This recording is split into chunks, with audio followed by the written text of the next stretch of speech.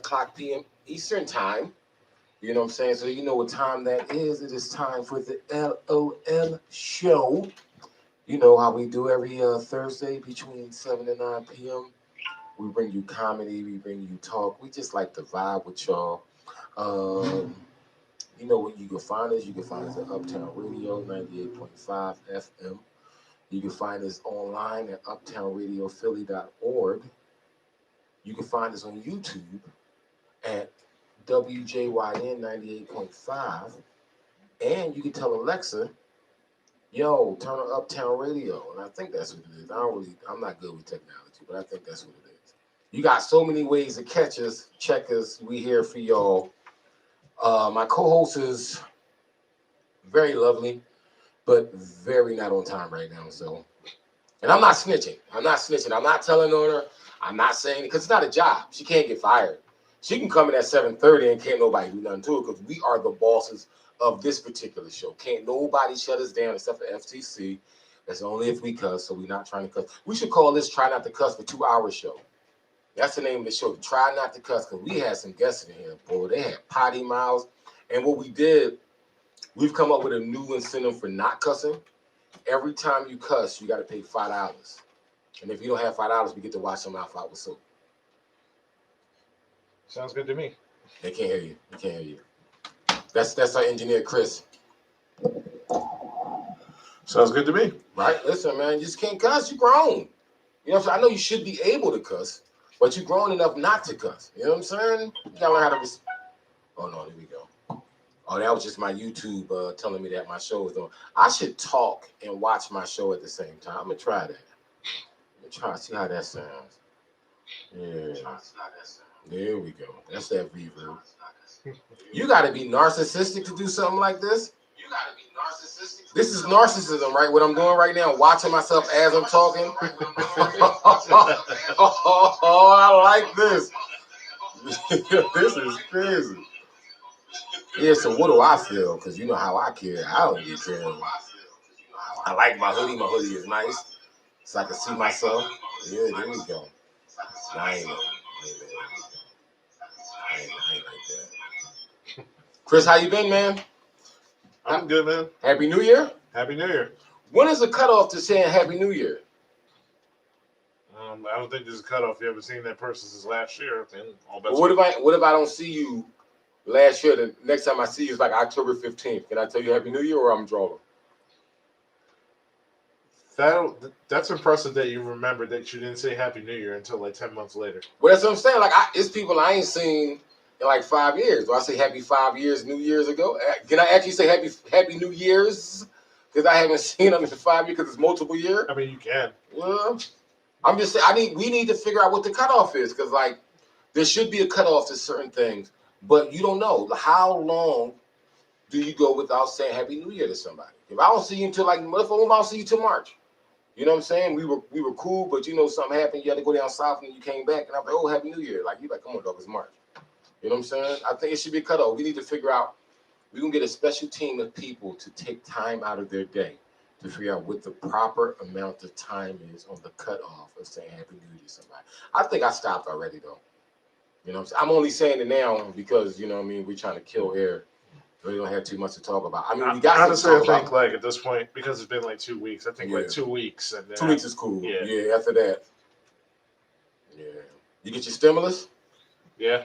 Yeah. My mom checking for it heavy. And it's like, she keep asking me, did I get mine? And like I said, like, with my job, I didn't stop working. And I wasn't checking for the first stimulus. So the second one, I'm not really looking for either. Honestly, I owe the IRS money. So I'm hoping they take that stimulus. I would love to pay the IRS back with their money. That's my dream. Like, all right, I owe you this. You can take the money. I'll take that money you give me, then I'm giving it right back to you. But I haven't been checking for it. But she's like, have you gotten yours? Did you get yours yet? And it's only $600, right? Yeah, it's only 600. Yeah. What exactly is your job again? I work for the cable company. Okay. I'm a cable guy. You know what I'm saying? Yeah. So you know what I mean. I've been grinding like crazy. So you know what I mean. It's not like ain't nothing's changed for me. So like I said, like when it comes to the stimulus, I ain't saying I never want somebody to think I'm better or I feel like I'm better because I'm not looking for it. It's just I'm not looking for it. When she be asking me, they be like, "Yo, calm down, mom. It'll get here when you get here." Like, you know what I'm saying? It's like she waiting for Christmas. Stimulus is the Christmas for grown-ups. You waiting for Donald Trump to bring something and put it in your mailbox instead of under your tree. You know what I'm saying? They had the stimulus, the Capitol. Man, what's up with? She ain't even check in. You might be doing this show solo dolo. Let me send her a text because she later than.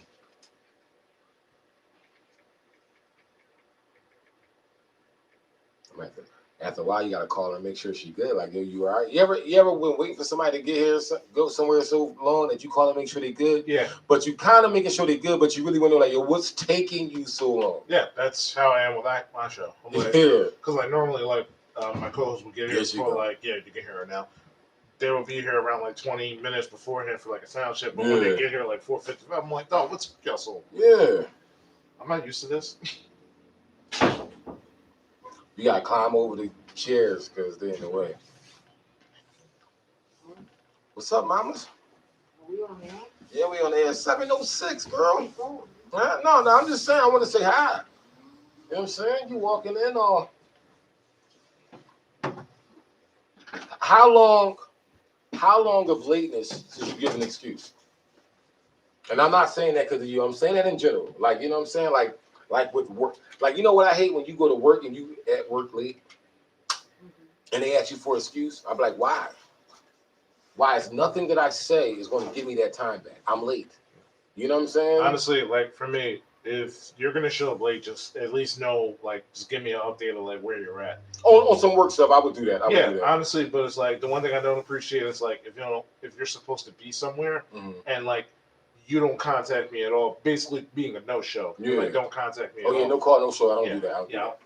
I got zero tolerance for that. Yeah, and you get fired for that too. Yeah, there's zero tolerance. There's nobody got zero tolerance for that.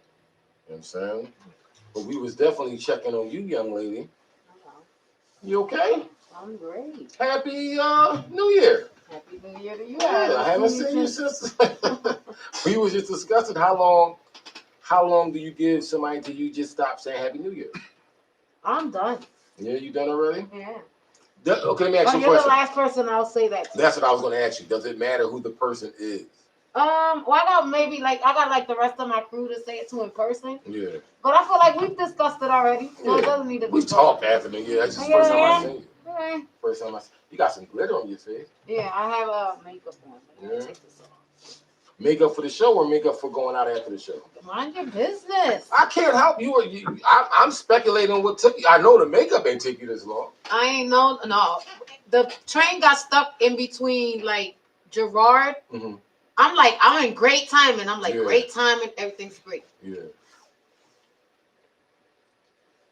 I thought every time. It's like every time it gets to a certain. Stop. Well, he takes the same train as me, and sometimes that train gets stuck for some reason. It either be Fairmount or Girard. It gets like, it does like that long stop. You know what I'm talking about? And then you just sitting there like, you're just sitting there. I can't. Oh, I got the wrong Jones on. I don't know. No, I can't hear you. You can't hear me now? Hear me. All right. Well, we're not doing that on the air. So, yeah. So then, what you call it? So the train will stop. It stops sometimes, and then it's like I got great time, and I'm gonna be there 15 minutes early. What if you found out the train stopped because boy was watching something on YouTube and he just wanted to stop the train? I mean, that's none of my business, but I mean, he was watching the Busted challenge. Everybody's on this Busted challenge. You hear the phone like, "This is your conductor. We'll be leaving in a few more minutes. In a few seconds. Busted. Yeah. Busted. I think her butt getting big. Everybody's like on that challenge. I don't understand what the one I've seen good ones and then funny ones. Yeah. Like I was gonna do a funny one. Mm-hmm. And then I was like, you know what? I don't even. It's just be too much. Is it like tonight? I might do it because I already have makeup on, Yeah. so I'll go home and I'll play. If I feel like it, I'll play dress up for a little bit. But if I'm in my bed and just chilling and I see it and I'm like, I'm not doing that. I seen a chick do it on the gram and she didn't even change. It was just like the way she started is the way she stayed. She didn't. Some people do that. That's weird. Some people do they go from pajamas to even more, but their clothes busting out. Mm-hmm. I think that's funny. I think that challenge would have been better. Like, yeah. I mean, it's good the way it's because they already had the Don't Rush challenge, which everybody was doing the makeup thing and changing. Oh yeah, I forgot all about that. All right, but that's what I'm saying. Like, it's so weird, and it's not that I have anything against it. It's just not my choice. Yeah. So stuff like that, like I'm not a big fan of social media, to the point where like those kind of challenges be alright looking, but like you know what I'm saying. Like I hardly post, so it'd be weird watching people do it. I watch it for the amusement, the sex. I'm looking just for the ladies shaking their butts part of it. That's the only thing I care about. Like, you know what I'm saying. Like I watched one. It was a guy. I skipped past that so fast. It was like, you know what I'm saying? Right. I don't even know why you're doing it if you're a guy. Like, that's weird to me. Like, well, the guys are because they don't have well, the guys are doing it, but they're turning like I seen a lot of like the guys, they're like going into their uniforms, their work uniforms or whatever. Mm-hmm. So it's like if they're like a nurse, they'll like go from like their regular clothes because people, you know, like people are judgy. They be like judging people when they first see you on social media. They be like, oh, they don't got a job or nothing. And a lot, like, you know, I watch a lot of TikTok. Yeah. So on TikTok, like, they be busting on people and they be like, and the people be like busted, but to the man, it's more like, oh, so you think I'm a broke dude? Yeah. Like, you really think I don't have like a career and stuff? Yeah. And a lot of them be like cops, judges, lawyers. Dog, ho. You're a cop. I don't need you to bust a challenge. I need you to bust a challenge like a perp. Bust the perp or a like. I like that they watch people snitch on themselves. Yeah. No, I'm saying, but like when you see stuff like that, like I said, like it's like to me, I like it. I like the man's busted. Everybody, and is it weird for men to do stuff that's primarily for the women? It's okay. You know what I'm saying? Like if it's a new challenge coming out called like you know like the what's it called? What was that, John? Don't Rush. Yeah. Did men do that challenge too? Yes. Yeah.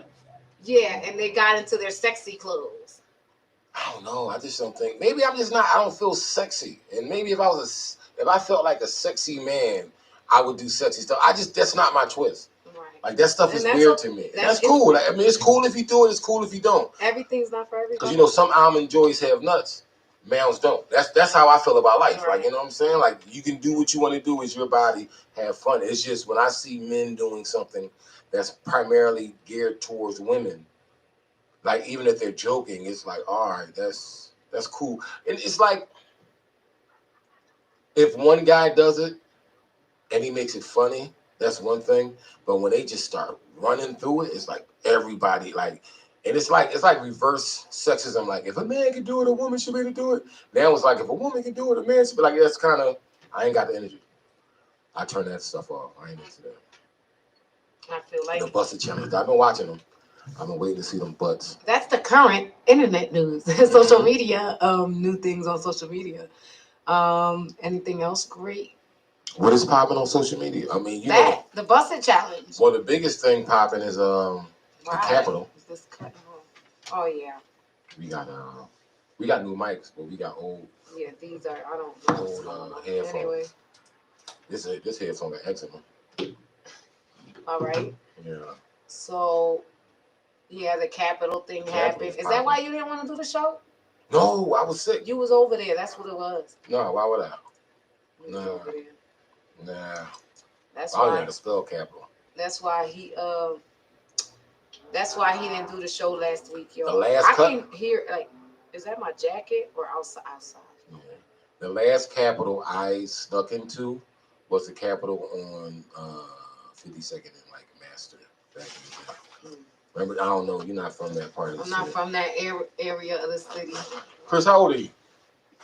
28. Oh yeah, so you don't remember that. Yeah, he's too young. And that amazes me, your age, because it's like certain things he just doesn't know. I mean, he might know through like learning, but he does not know through experiencing it. You like, yo, you don't remember that? Like I said, like one time I was watching a movie with my son, the guy starts doing the Matrix move. And I'm like, yo, he just did the Matrix. My son was like, what was that? I'm like, what? Like, what do you mean? What was the Matrix? Yeah. What's wrong with you? Like, are you stupid or something? Are you crazy? Mm-hmm. You need a beating. You should be. Oh, you weren't born then. You're only 8. You know what I'm saying? Or you're 9 or 10. It came out way before your time. And that's like when people see like old people. There was a YouTube video of this, like kids like teasing their grandma, and their grandma brought out a rotary phone. Right. And she like called somebody on this rotary phone. Those kids didn't know what they was doing. You know what I'm saying? They looked as dumb trying to use a rotary phone as grandma would look trying to use an iPhone. Right. You know what I'm saying? Yeah. That's good stuff. Technology. It's crazy. Right now, we can talk to people all over the world. Well, this radio's been around for a while, though. Radio's been around for a long time. I'm saying, like, the distance it can go now. You got the digitization. Yes. You know, you got satellite, terrestrial. You know what I'm saying? Yeah. It's terrestrial and extraterrestrial radio. You got all different types of things. What is terrestrial radio? Terrestrial is what we're doing at 98.5 FM. Right. That's terrestrial. That's when you can go to your car, turn it to 98, the dial to 98.5. Extraterrestrial will be satellite and right, like outer space. Because it has to go out of space with satellite, and then it beams down okay. in. All right, I like that. I was studying for that test. I knew he was going to ask me. You did. I just like to show off how smart I am. I know. And then, like, when people learn new word things, that's a thing now. I had something else, but my mind just went totally blank. What's wrong, Mama? Nothing. It just blanked out. Yeah. Well, you know, it's a good time to be blanked out. We do have a special guest scheduled to come in tonight. Yeah, we do. We actually absolutely do. I spoke to him yesterday. I mean, I spoke to Denny live yesterday. Yes, we do have Denny live. He will be coming. He will still be coming in. I'm gonna text him again to make sure we still a go. It's still a go. Yeah. I mean, everybody been in contact, which is pretty cool, amazing. I gotta turn my cell phones down. Yeah, so I just been like really in the house chilling. I'm really homebodied. Yeah. Yes, I become an in the house, bored in the house, and I'm in the house bored chick. But I'm learning things, so look, I'm hungry. I'm learning. You know, I got a lot of stuff I'm studying for, so it's like it's that. And then people want to invite me out, and I'm like, you could get me out of the house, man. That's good though. You gotta have that time to just sit back and that's what the time is for. Yeah. You know what I'm saying? This pandemic is really on its way. It's really on some sit back and chill type time. So you know what I mean? With you doing the learning and the schooling now is a perfect time. Yeah. Right now on the downtime, I feel like it's like very and it's crazy because I started to like before, but then like now it's like I'm really way more into it than what I was before. You know what I'm saying? Yeah. Like, because I was doing so much before and I had to wait for my body to settle down because my body was like, go. And then it's like, you can't just go. You have too much to focus on. And then you're doing this, you're doing that. I got to sit down and do that. It took me a minute to like simmer down though. Like, it wasn't like I could just turn it off. Yeah. Because I was constantly on go mode, and then it was like simmer down, figure out yourself, like I went through that whole process. You know what I mean? And I'm finally back at calm. I'm at the hallway and doors are open, and if you get my drift, like I'm like, okay, I don't want to open that door yet. I don't need to go through that door at all right now. Yeah, you ain't missing nothing. Ain't nothing going over there, ain't nothing over there, nothing over there. When you come back out, it's like, you know what it is right now? This is the cocoon stage of life. The cocoon stage of life. Yeah. The cocoon stage of life. Sit back, chill, come back out that beautiful butterfly. Right. You know what I'm saying? Right. And then, you know, just let everybody be in amazement of the process that you made as you sat there. Yeah. You know what I'm saying? Yep, absolutely. You writing? I have a lot of new jokes. Yeah. Yes, I practice them on, you know, whoever comes to my house to visit for a second or whatever. And they kind of work, but it's like I won't lie, I kind of want to hit a stage up. And it's crazy because I just got like a message from Ken Jones on Facebook, like saying that he does like every Friday, a little bit. Oh no, can I have that? Ain't that much of this. I just want a little sip for some energy. I need some energy. I'm listening. But yeah, like Ken Jones sent whatever, you know, those what do you call those? It's a direct message. The direct message is that they like a chain message or whatever. But and then he got something every Friday, so I don't know, maybe one day I'll pop up into one of those places and be like, hey, I'm here. Like I don't, and I don't go to comedy things to get on stage. I just go. Yeah. And then if you ask me, then cool, I'm there. You know what I mean? I think shout out to Ken Jones. Speaking of, he's still rocking out during the pandemic, and his hustle is. I respect his hustle. I do too. Because boy is working. He's working, and people don't understand. Comedy is not something you get better at just by sitting around doing nothing. You know what I'm saying? You got to get in these streets. Like I realized this weekend. Shout out to OC. I was in Chambersburg. You didn't invite me. It wasn't that the car ride was packed. Right? I figured that already. So you know what I'm saying? It was a very good experience because I realized personally I got 20 minutes of material. Right. And I would say solid material that I don't care who you are, where you are, I can rock out with this 20 minutes. Right. I necessarily don't want to ever oversell myself. I'm not saying that I wouldn't take a headliner spot. I just know I got more work to be a polished headliner or a polished feature. Right. I can stretch 30 minutes, but as far as it goes, 20 minutes of material that I'm comfortable with, I know I can rock out, I know I can play around with it, and I'm good. Do you notice that when you're doing like that long time, it seems so fast sometimes? Yeah. It's like, that's it, I'm done? Yeah. Like when you like really rocking that 20 minutes, it's like, you like, man, for real, I'm done. Like, I want to keep going. I know, for me, I realize my positioning, right? Yeah. I can go first. I don't have a problem with it, but I'm a good second, third person. Yeah.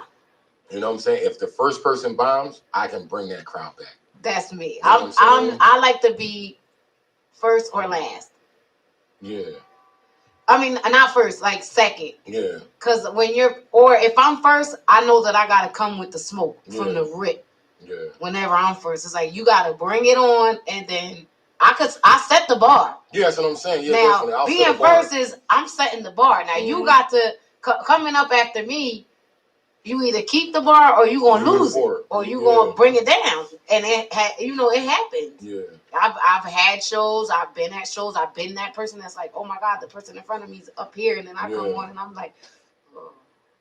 And I'm like, oh, I've done brought the room down. But I try to always walk off the stage with a banger. Like bringing the room up for the next person because I don't want the next person, even if I brought the room down, you know what I mean? Yeah. But that end joke has to hit to bring the room back up for the next person because I feel like that's messed up to like put that on that next person to pick up a room and then like you just killed the whole vibe and now I gotta pick the whole vibe back up and sometimes it be hard. Like you ever have people walk out in the middle of a show, like just get up and walk out? Not during my set, but I've seen people leave. Not during your set. Yeah, but I've seen people leave. I've seen people be like, do with me. Get up and but you know how that person up there feels seeing that person? Yeah. Get up. But that's what I'm saying. Like, so on the trip, it was me, Mike Young, OC Diesel, Mr. Young, and Rachel Fogletto. I like Rachel Fogletto. So I've never spent time with Rachel Fogletto. Yes. Right? Hilarious, isn't she? Well, I mean, yeah, she's funny, but to me, the funniest part of that whole trip is the trip. Yeah. The trip is amazing. That's what I'm asking about the car ride. Yeah, that's what I'm saying. Like we had a great time. She was chilling, and it's weird because, like I said, like I don't have anything against white people. Right. I just think the look I have, you would feel I would have something against white people. Like I have an issue with the white power construct, meaning the white systematic racism. Yeah. I have a problem with that. But regular white people are cool. You know what I'm saying?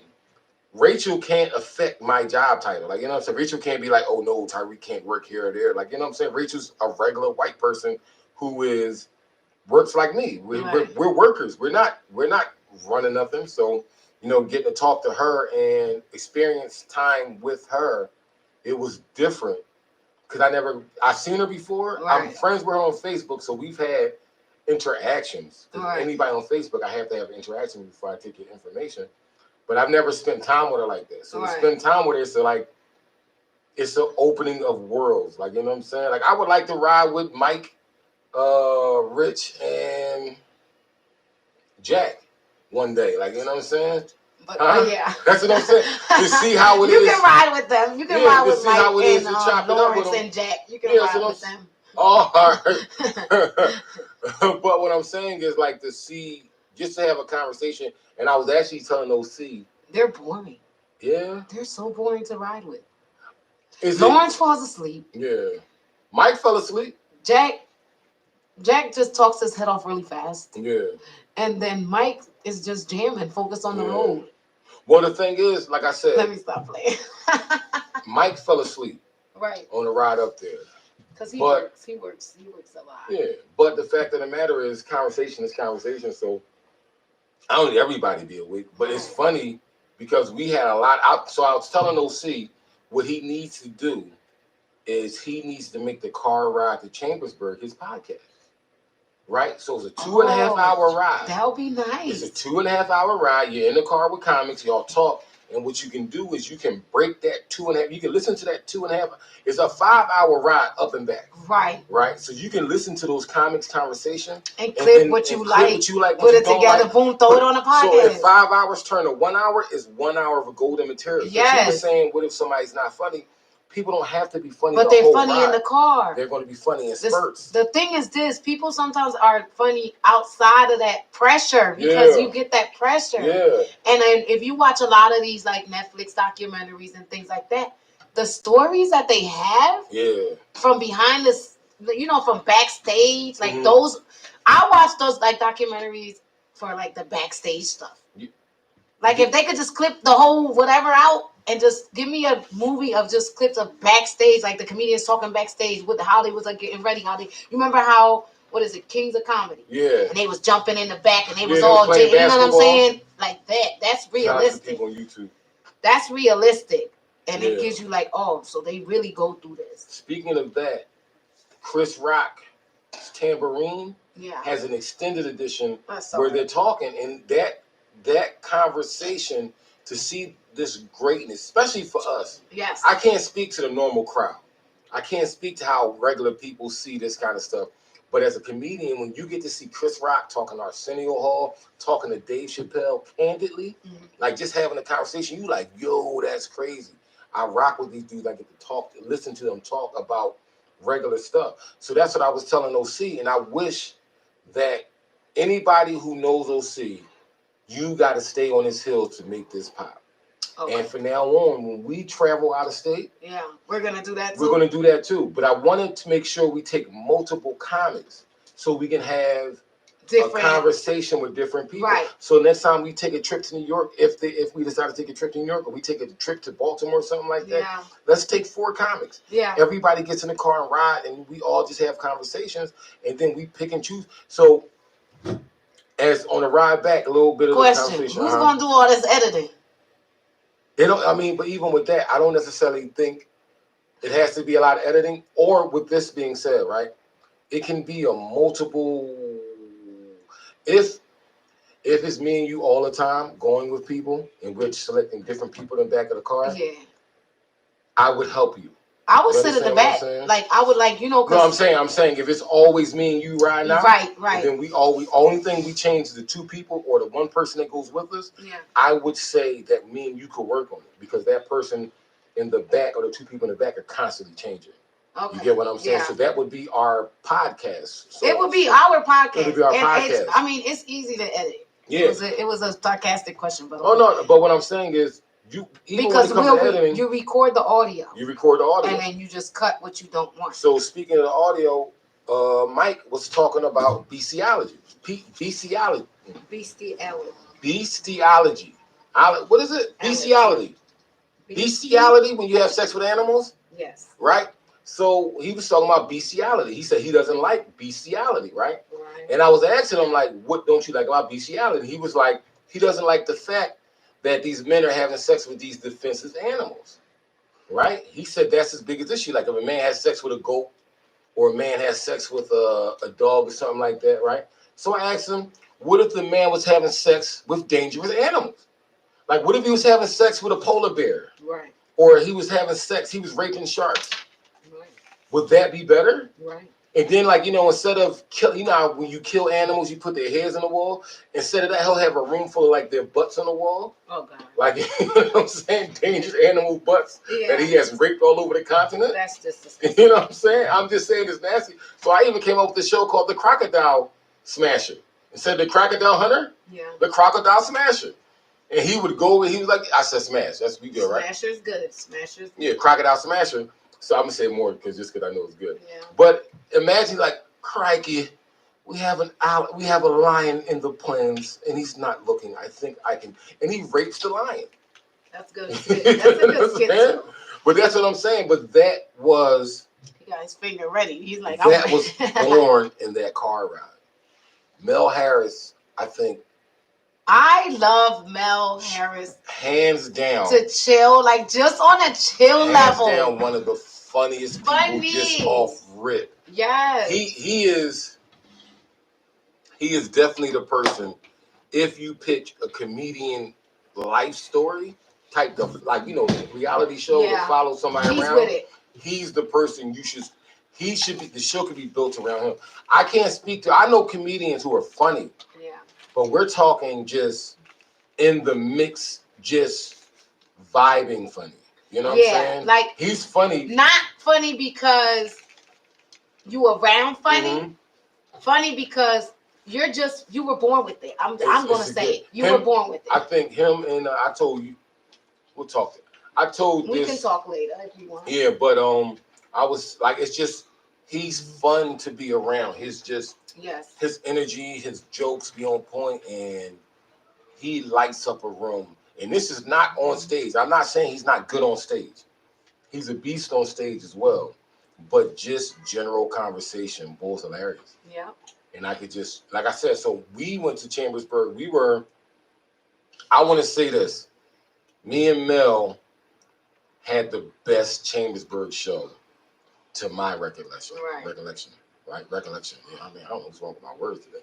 But on the car ride, we were talking some crazy stuff to the point where it needed to be recorded. It had lost through the, I don't see anals. So why don't you just hit the record button on your phone? Well, you know what it was? It was such a long time ago that we weren't thinking. From now on, it's like, turn it on. For me, I'm about to get a recorder.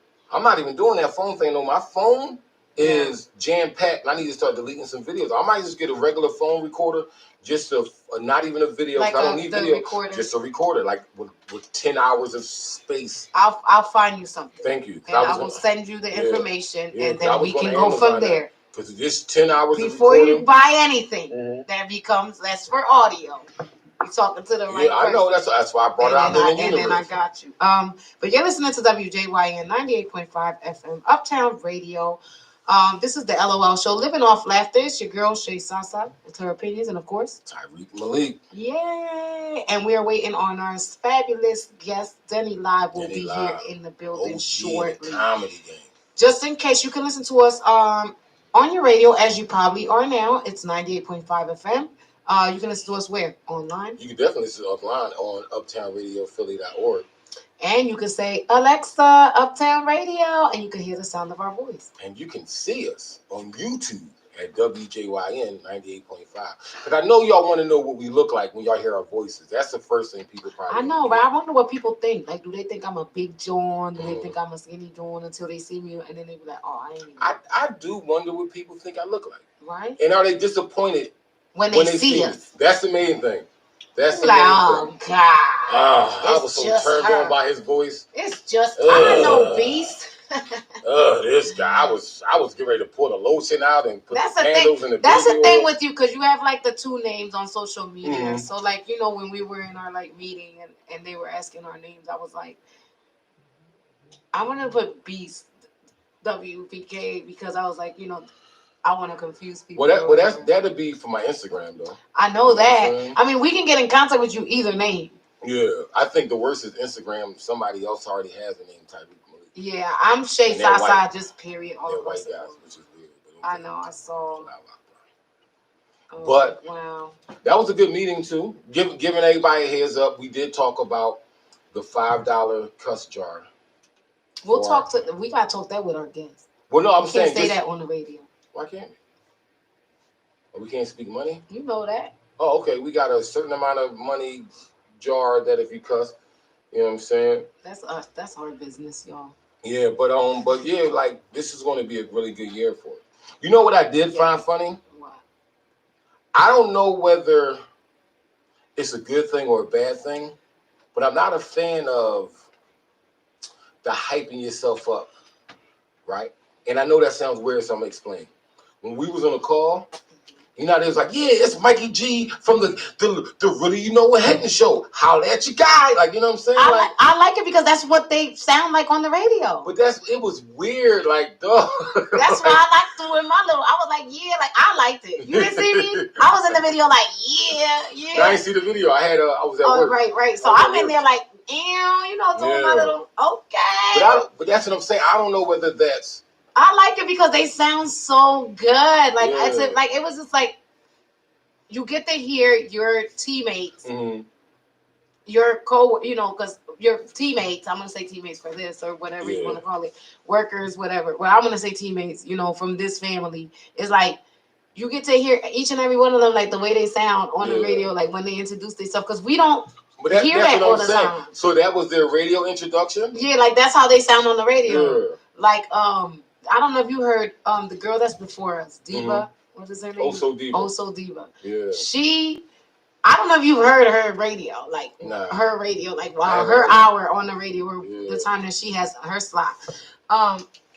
And I love the way she sounds on the radio. I'll be like, yo, she sounds like real official, like of like you've been doing this for years, shorty. Like you got that radio voice.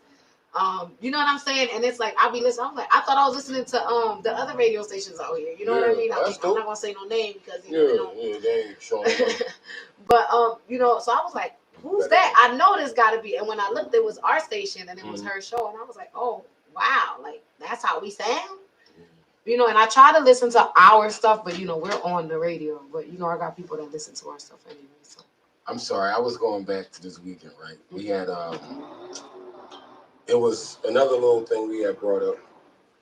You ever notice when somebody goes for a job interview and it says, have you been convicted of a felony? And if so, please explain.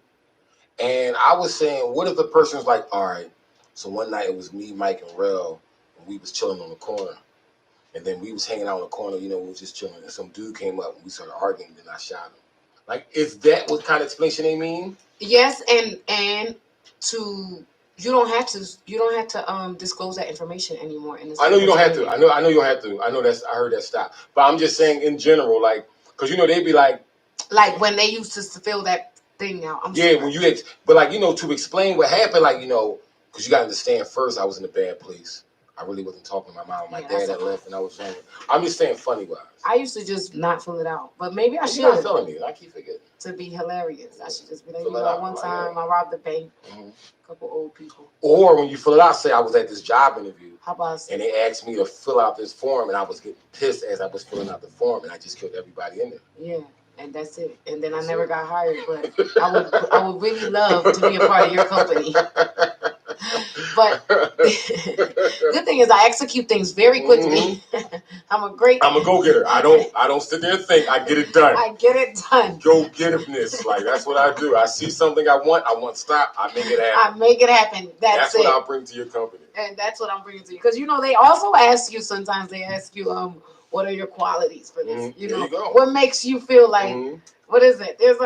What makes you feel a good fit for this like company? You would be a good fit for this company. When they ask me that question in the interviews, I just sit there and be like, dude, like I need money, bro. Yeah. I just want to part-time, make a little couple extra dollars. I want to say that. What was one of the dumbest things or one of the best things you've seen on the application? One thing you said, come on. Or okay. When you ever went to a job, you ever had them ask you a question or give you some kind of like test to see if you're working there? Yeah. What was one of them things that just pissed you like, come on, you ain't got it. Why would you even ask it? Because sometimes I don't give the history of my work. Yeah. Because all right. So I have Indeed. So you don't have all my stuff, my resume's on there. So when Yeah, you look for me, you go there, you see all my history. But when then I go to the interview, you asking me for a copy of my resume. Yeah. But you have it. From Indeed. Yeah, just hit select and print. Copy right? So then I'll get there and they'll be like, oh yeah, da, da, da. And they'll ask me like dumb questions. I hate when they ask me like the pour on like drinks because I'm a bartender. Like I've been bartending for so long, and it's like to me that's one of those. You think I'm gonna apply for the job and I don't know what I'm doing type thing? Yeah. Like I just be like, or like cooking stuff. Like when it comes to like cooking in the kitchen, like something dumb, like what's the temperature that the meat has to be in? You know, what's FIFO? What does FIFO mean? What's FIFO mean? It means first in, first out. So whatever goes in, like first in, first out. I got you. So if this goes in first, like you open this, open this, and then we got new shipment that comes in. Mm-hmm. That goes behind. Oh, I got you. Because it's the rotation. We don't want to mess up the rotation. You don't want to put the new stuff in the front. My son needs that to learn that. My son eats glizzies. Okay. Right? And what he'll do is hot sausages. Okay. Or anything, either hot dogs or hot sausages, or anything that looks follicle. Like, you know what I'm saying? Like cucumbers, stuff like glizzies. Right? I got you. So when he'll open a package of hot sausages and he'll eat some, then I'll buy another pack just to have some on deck, yeah. And he'll open that pack. I'm like, no, dog, you ain't finished this joint. You gotta tell him FIFO. You gotta FIFO. Tell him FIFO. Say he's gonna say, what's that? That first in, first out. Because that's how the expiration dates are on any of our food. Like if you look at your canned goods, like I just organized all my canned goods. Yeah. So I did like FIFO. I was like, I gotta put everything that's like dated for like, I mean, even though it doesn't expire for like 2 years, but I just was like, all the May stuff needs to be with the May stuff. I got you. All the June stuff needs to be with the June stuff. Yeah. And then like that, like you just know that you're going in rotation. And when you bring new stuff, anything that's in your cabinets now, or like if you buy like me, I buy canned goods every month or whatever. So I push those up and then I put the new ones in the back. Got you. And then I push those up, and then that's how you do for anything. Food in your fridge, milk, leftovers, anything, because you want to get rid of whatever's first. Like if you're single, when I first moved into this apartment, I used to go out to eat a lot. Mm-hmm. So I used to put like the date on top of like whatever the food, and be like, all right, like if I want to eat this, I got this many days to eat. Yeah, well, that's dope. Like I got 2 days to eat before I know this joint go bad. Yeah. So I'm gonna put my Red Lobster first because we went to Red Lobster Monday, and it's now Monday night, Tuesday. I could eat that for lunch tomorrow. If I don't eat it by Wednesday, that gotta go. Yeah. You know what I'm saying? And I just kept, because I was single, you had to cook. Yeah, I know what you mean. So it was like that. And then if I cooked, I would pack my food up that way. I'd be like, all right, I know that my rice could last this long in the fridge, and it could last this long if it's out of the fridge. So I gotta eat. So that's how I cook now. Now I cook in FIFO motion too. I'll be like, look, I'm cooking tonight, and whatever's left over, y'all gotta have for lunch tomorrow. If it's not done by lunch tomorrow, you gotta go. You get it? You understand? I got it. I got it. Hold on for a second. Go ahead. But yeah, so we'll be back in a short second, guys. You're listening to WJYN.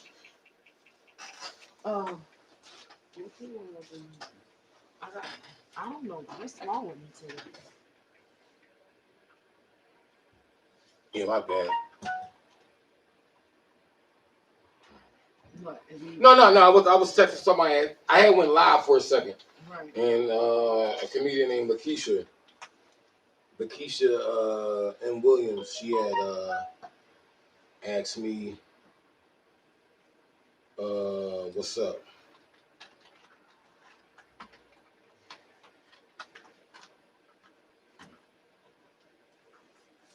We got anybody up there on Facebook?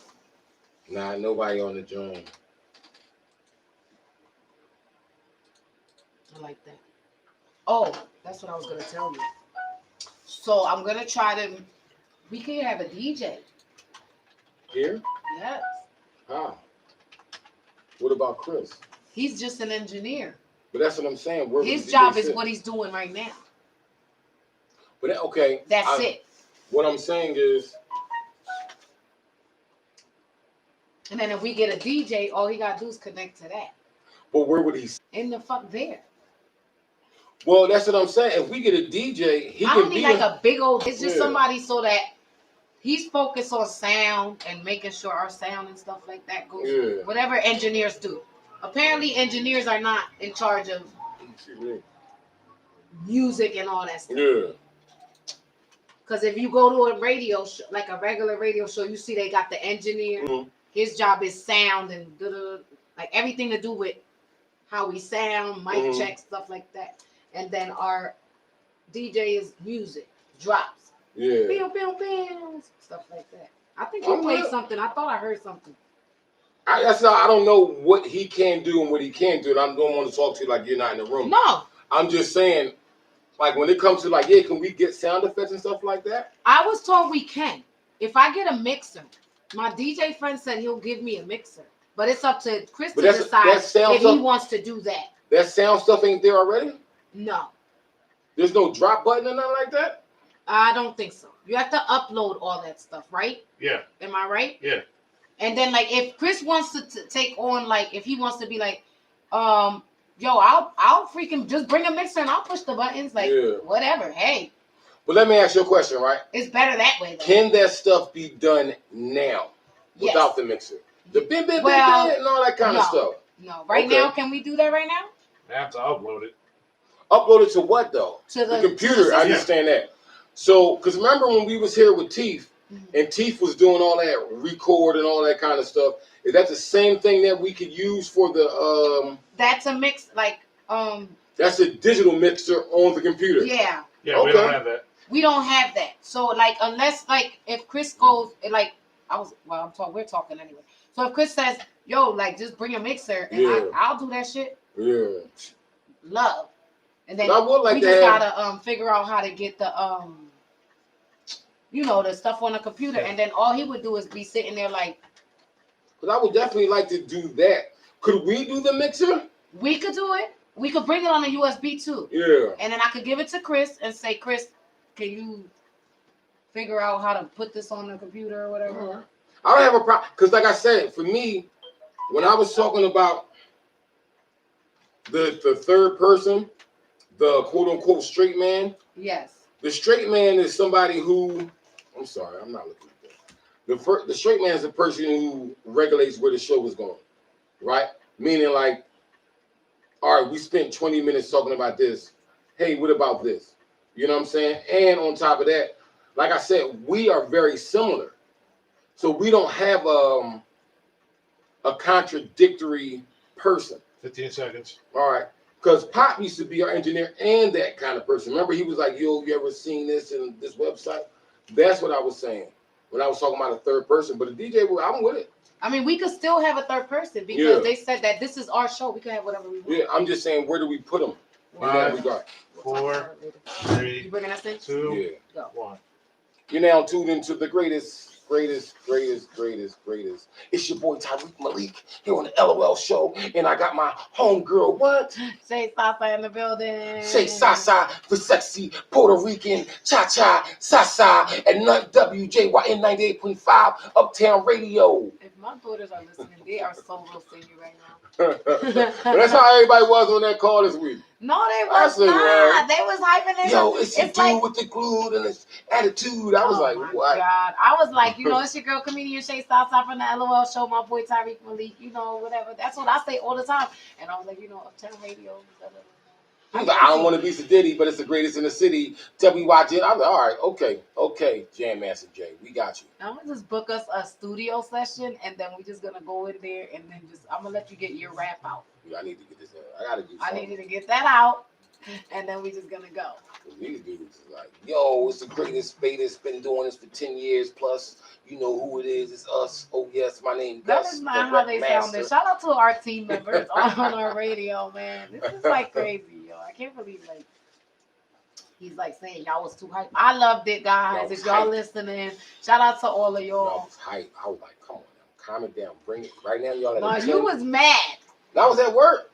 That's why you was mad because you heard them on hype and you was like, man, if I was on, I would have been hyped just like that. I'd have been just like this. Because this was so funny. Because one dude's like, it's Mike Kevin on the Red 7, on the wheels of steel, pays the bills, the kills. You know who it is. Holler at your guy. I was like, they was like, you. You was kind of playing. I'm like, because he said, introduce yourselves or whatever. So everybody went whatever. I like the guy he was like, I'm the most handy capable something. Shout out to him. When he said that, I just started dying because I say handy capable all the time. So when he said it, I was like, somebody else said handy capable. I was like, man. And then the DJs of always, the DJs, they gotta be DJs. They used to be in hype. It's Mike 2 on the ones and twos, the wheels and stills, the pay the bills, the kills and real. You should have heard. You didn't hear Big Cuz? Yeah, I heard Big. I'm talking about Big Cuz too. He's not exempt. I'm not leaving him out. I'm talking about him too. Big Cuz was absolutely that's his energy though. That's his energy. But he did it so mellowed out. He was like, "Yeah, it's your boy Big Cuz, the most slept on radio." And I was like, "Okay." The most slept on radio. You sleeping right now? Wake up, because we don't get you slow down. Hate up. We don't do that. We always win, never break. I was like, "All right, Cuz, you got it." Like, he said, "Introduce yourself." He didn't say give a monologue. Like y'all boys was in there like give me a mini bio. Give me a 3 to 5. Give me your best 3 to 5 minutes. I'm gonna get them right now. No problem, yo. But yeah, man. Coming out now. It was a really entertaining meeting. I really enjoyed it.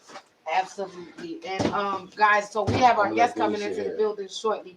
Also, it's been a really rough week for the whole world, I guess, with all this stuff going on. With the Capitol being stormed.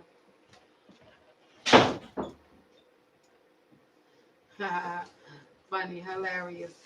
But yeah, so with the Capitol being stormed, how you feel about that? And it don't matter to me. I don't pay attention to none of it, but I feel bring it up, for a little minute or two. People keep going on. This isn't the America I know. I'm like, y'all sure about that? Right. I feel no way or the other. I knew this was probably going to happen. Yeah. So it's like, I think we expected it. So it's like, don't be acting all crazy if you know you expected it. This guy came in on the slowest train, slower than mine. Vinny, this is Chris. What's happening, brother Chris? Yeah, guys. So we got Devin and I walking into the building, and we're gonna give him a second to get himself. Okay, so I'm right here. I'm gonna go. Okay. Oh, what is that? What is that? I hear bottles. That is nothing. What is that? Can I have some of that? Tea. Yes, sir. We have tea. Would you like some tea? Yes, I would love to have some tea. It's green tea, Green tea in the building. Tea. So we got Denny Live in the building, y'all. Denny Live is fabulous. If you guys don't know who he is, look him up. Yeah, look me up because he should be on TV. The new order things. You gonna give me those? No, I'm gonna take. Oh, you gonna say okay? The new order things is a social media situation. A lot of people that are talented and not talented are getting famous. Off of what? Off of being on Instagram. That's it. You know what I mean? Where's my tea? Get some tea? So also, yes, I'm gonna let you tell them. We're listening. Oh no! So then we got some no cussing rules. Oh, it is. Yeah, yes, no it's cussing. Wait, This is 98. Why would y'all tell me that? We tell everybody. I seen you do a clean set. We tell everybody. Cleanly. Y'all, especially with this stuff, talking about somebody be. Y'all act like you're just like them church folk. They try to ban me from the We're not trying to ban you. You can't say your number one catchphrase, motherfucker. Yeah, I will. Whoa. Okay. Yeah, we are on YouTube as well. Oh, we on YouTube? So, yep, right over there is our camera. We're on YouTube, WJYN 98.5. Where else can you find us at? Everybody. You do Uptown Radio, Philly.org. I ain't never been on TV. Internet, I never been on nothing before. This is wonderful. He is a lie. I done seen him when he used to wear the long t-shirts. No. Listen, let me explain that. He used to wear the long t-shirts, y'all. I was under fat people stress. I was bigger then, lost a couple pounds, and now it's on about. Right. Okay. Do y'all have water too? Or? No. Nah. You don't drink water around here? Nah. We do drink water. There's water somewhere. Okay. We'll grab you some water. Okay. But yeah, so yes, this is the FM radio. No cursing allowed, none at all. We can't say a lot of the Dag nabbit. Yeah. We can say dag nabbit. We can say dag talk nabbit. Like remember fracking. You can say all that all you want. All right, cool. But we just can't say regular. No, I will not do that. It's FM. We and listen here at W. What did we got? WJYN. WJYN. We love the kids. We try to send a positive message Everyone. You ain't got to cuss. Forget them kids. We just have to follow the FAA. It's not the kids. I ain't worried about the kids. They hear worse than that at home with their parents. How long you been doing radio? I've been doing radio for what, almost 2 years now? Okay, it's the FCC.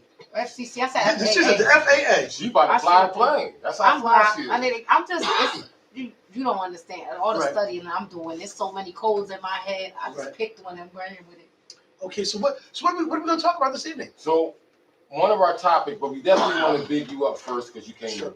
Let our guests, let our listeners know your information, who you are. You know what I'm saying? First and foremost, how they can follow you. You can follow me on Instagram at Denny Live TV. And guess what? You can also follow me on Clubhouse. I'm a new Clubhouse member. Okay. Clubhouse is lit. Yeah. I know, look. I was trying to sneak on there. You will love Clubhouse. Clubhouse is the new what?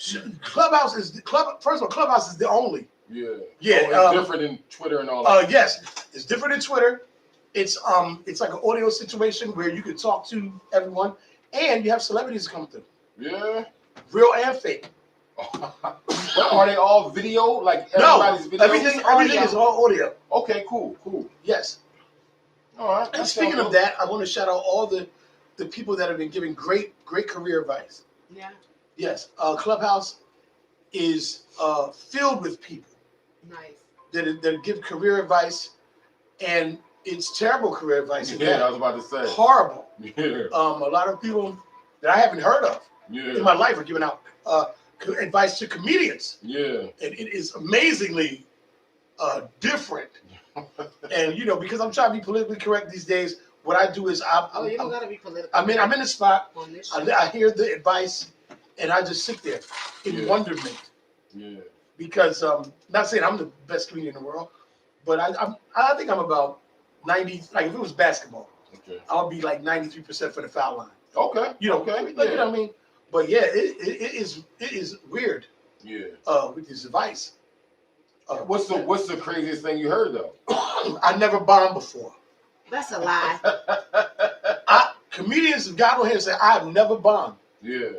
And okay, I'm gonna book them for my show then. Well, the thing is, I want to see if you don't bomb. I think the egomaniac stuff has to leave stand-up comedy. Definitely. Because to me, bombing is one of the best parts of comedy. Like getting up there and the crowd doesn't just vibe with you and you sit up there talking for 15 minutes. That's the funny part to me. That's what makes me laugh. Yeah. You know what? But no, this the funniest me. The funny thing about bombing is this. It used to tear me up. I used to go all to pieces over a bomb. Now I find that people and comedians are mad at me for my reaction to bombing. Yeah. Because I don't care. Yeah. It's not gonna hurt my career because we during the COVID stuff like that, we performing on Zoom or we performing at a spot that got limited amount of people. So you can't do your thing like that. Excuse me, you can't do your thing like that. So it's like everybody goes through this. And the thing that I learned about comedy recently is that I don't know nothing about comedy. Yeah. Know nothing about it. Because people have different avenues and different ways of growth in stand-up comedy. So everything you think you know or thought you knew, throw it out the window. Yep. Because you know what it is? It's like we at work. We co-workers. We at work. Yeah. Sometimes I don't feel like picking the trash up all fast. Yeah. You know what I mean? Sometimes I don't, or you hit times where you're not focused. Yeah. So it ain't gonna be like the way you want it to be. Mm-hmm. And it's just how it is, man. I mean, I think it's a learning process, a growing process. I am rededicating myself to stand-up comedy because it's like I want to be the best. Yeah. Before, and it's not bragging, but it's really true. I am super freaking talented. Yeah, definitely. I wasn't trying really to do stand-up comedy because the thing was, I was doing it, but I wasn't doing it like that because, it's a struggle. And a lot of the comedians that I work with, they got that struggle. They wasn't working a regular job. Yeah. And then when this COVID thing hit, cats was messed up in the game a little bit. Yeah. And, I've always been the safety net dude, something to fall back on just in case. But I think comedy's gotten better. I think we have a camaraderie that is better than it's ever been because we've all gone through the same struggle. Yeah. And now the hate in comedy don't come from comedians. Where do they come from? Let me tell you where the hate in comedy comes. The hate in comedy is not from comedians.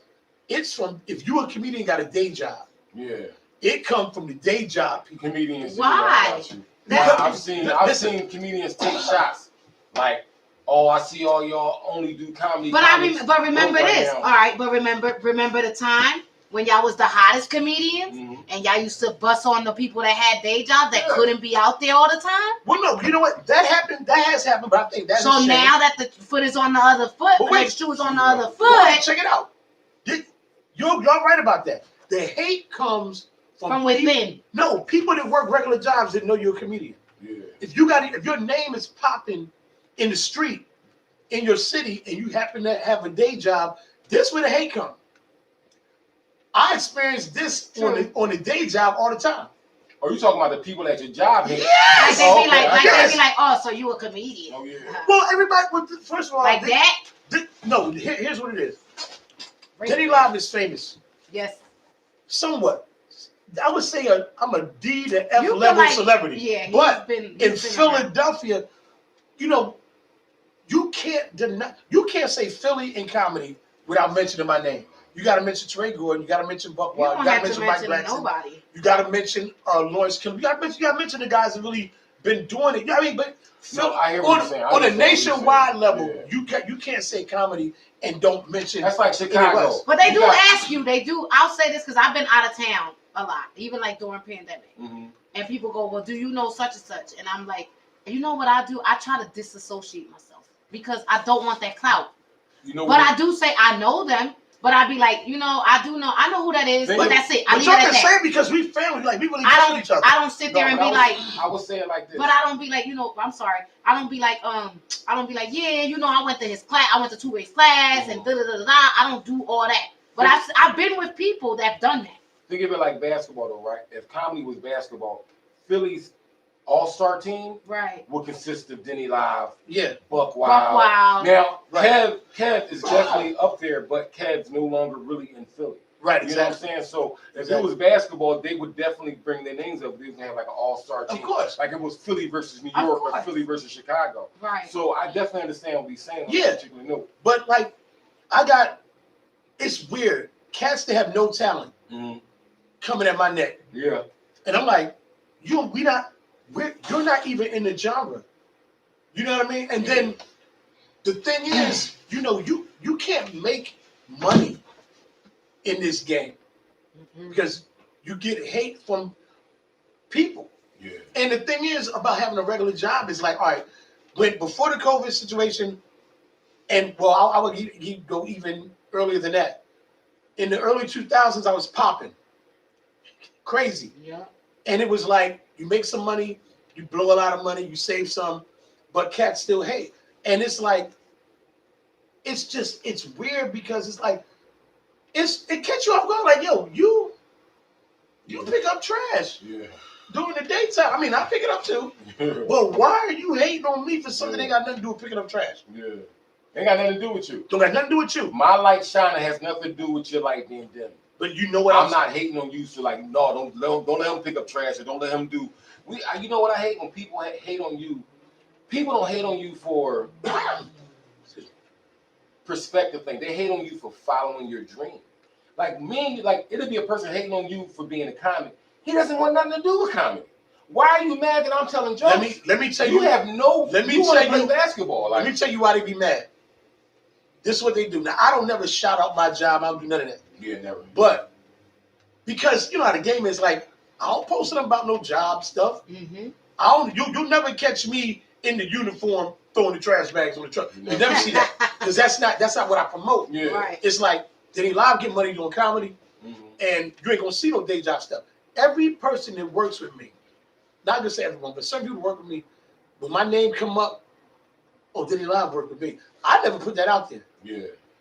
And I'm not mad that they say that. you know, but I'm like, yo, why you gotta tell them that? Like, Yeah. because only way you would know that I have a day job if you happen to see me doing it or you work with me. I don't put that out there like that. I never take those. You ever see somebody work while you're working? You see a comment. They like, yo, what's up? Like, I don't take no pictures. I got my work stuff. Real rap. You know what my job is. Yo, like, real you know what I'm rap. saying? And I get good money. So like I be telling people like, yo, I told people the thing about comedy.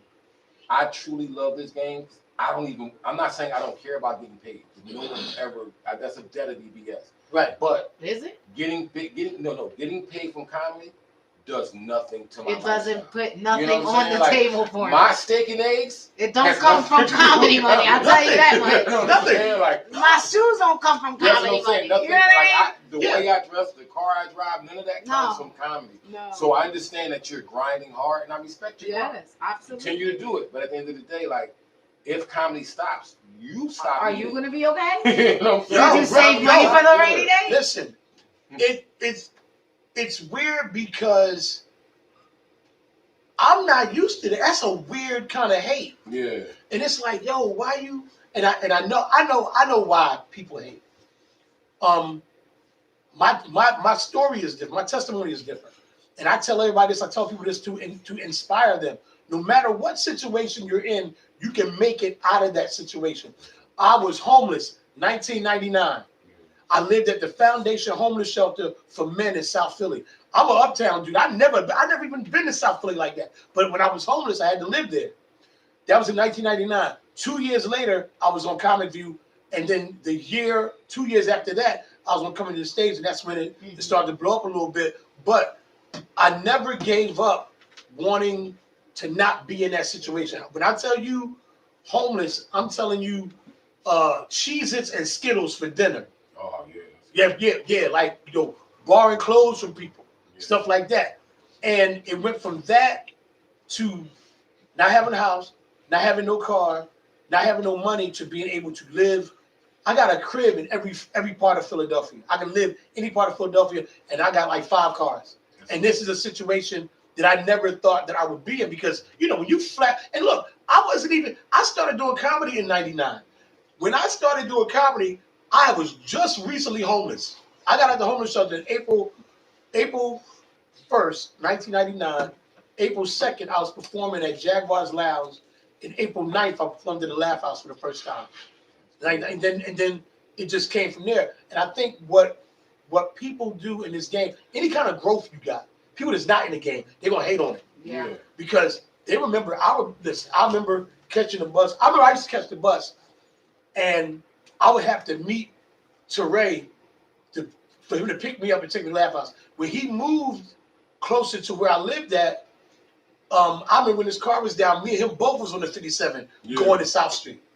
But where we were then and where we are now is totally different. And the thing was, being in that situation made me not want to totally dive into stand-up comedy. Because you hear the horror stories. Cats living in their car. Cats living with a chick. You know, we got groupies in the game. You meet groups, I mess with groupie chick, get caught. The chick just take care of you, throw you out. Yeah, definitely. You know, right before your big audition. No, you gotta leave the house now. He's like, yo, I got a trip to LA this weekend. Get out. Have that other girl take you. You know what I mean? All of that. So, you know, being in that situation and overcoming it, and then being so comfortable to the point where I'm like, you know what? I know there's a lot of talented guys out there, but I know I have something, and I just want to get in it. It's just, you know, you get rejuvenated with this, because it's like now I'm ready to go hard. You know what I mean?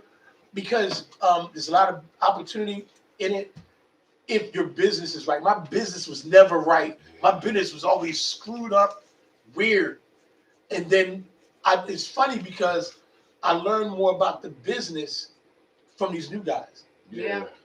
Like keep 100. Ski Carter's on his business. John Phillip is on his business. Chanel, and it's funny. Chanel Renee right now probably knows more about stand-up comedy than I do. Because, you know, the game changes and you got to change with it. I appreciate hearing stuff like that because of knowing how deep you have been into comedy. For you to say something like that, And a lot of times people don't understand hubris is a downfall. Like Right. you can be so prideful that you like, well, I've been doing comedy for X, Y, and Z, so no one knows more than me. When it comes to the business, I was telling you speaking this weekend, most artists suck at business. Yes. Because all you want to do is the art. All you want to do is create Mona Lisa. All you want to do is paint the Sistine Chapel. I don't want to get bookings and talk to studio type. I just want to paint. I just want to put my life on canvas. Yo, It's I funny. never- yeah, it's crazy. It's funny because I'm business. Yeah. I've always been business. Gotcha. I came out the business show because people were like, yo, you need to do something about it. Like, you are funny. You know what I mean? And I was like, yeah, let me stay on the business aspect. And I wish somebody took me aside and teach me that, because I'm gonna tell you, my problem was my business wasn't right. Yeah. It's weird. I went from, still like working my regular job and being known in Philadelphia, and then what happened was I met Tina Graham, and Tina Graham was doing auditions for what would now be known as Coming to the Stage. Then she had another project to do, and then T-Fay Griffin took over, and according to Erica Brown, and they were putting together Coming to the Stage. And auditioned for Coming to the Stage, got on Coming to the Stage. When I got on there, I didn't That's even. when you had the long shirt on. I was really fat then. You was healthy, but No, I wore big stuff because I was on the fat people stuff. But anyway, yes, you want to bring up the big shirt. It's just, But- I just want people to know that was a style back in the That, day. definitely was. that was I didn't have no bread when I went to LA. Like the hustle dudes gave me some bread to when I went out there. And when I went out there, I did my thing, and I didn't even have cable when Coming to the Stage came on. Matter of fact, the night that Coming to the Stage came on, the next day, I was in the supermarket, and a chick saw me and started screaming in the aisle. Yeah. Yo, I was buying my daughter some cereal, and I was like, okay.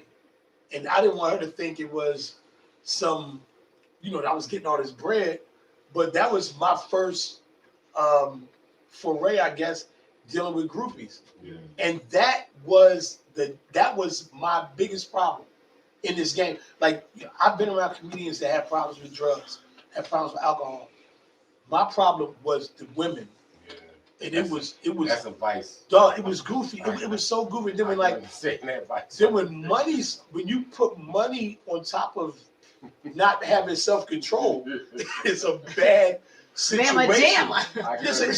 It's a bad situation. And then, when you're doing that, a lot of times your ego can affect you, can blind you to certain things, because you're getting accolades from all over the country. And social media was just starting. I remember, matter of fact, Teray Gordon told me about MySpace. He asked me, do you have a MySpace? I was like, what the hell is MySpace? He put me into the MySpace situation. Yeah. I've been doing comedy. When I started doing comedy, email addresses weren't even out yet. You was getting telegrams. No, listen. I've come to LA, stop. No. You're the funniest person who would stop. No, listen. Yeah.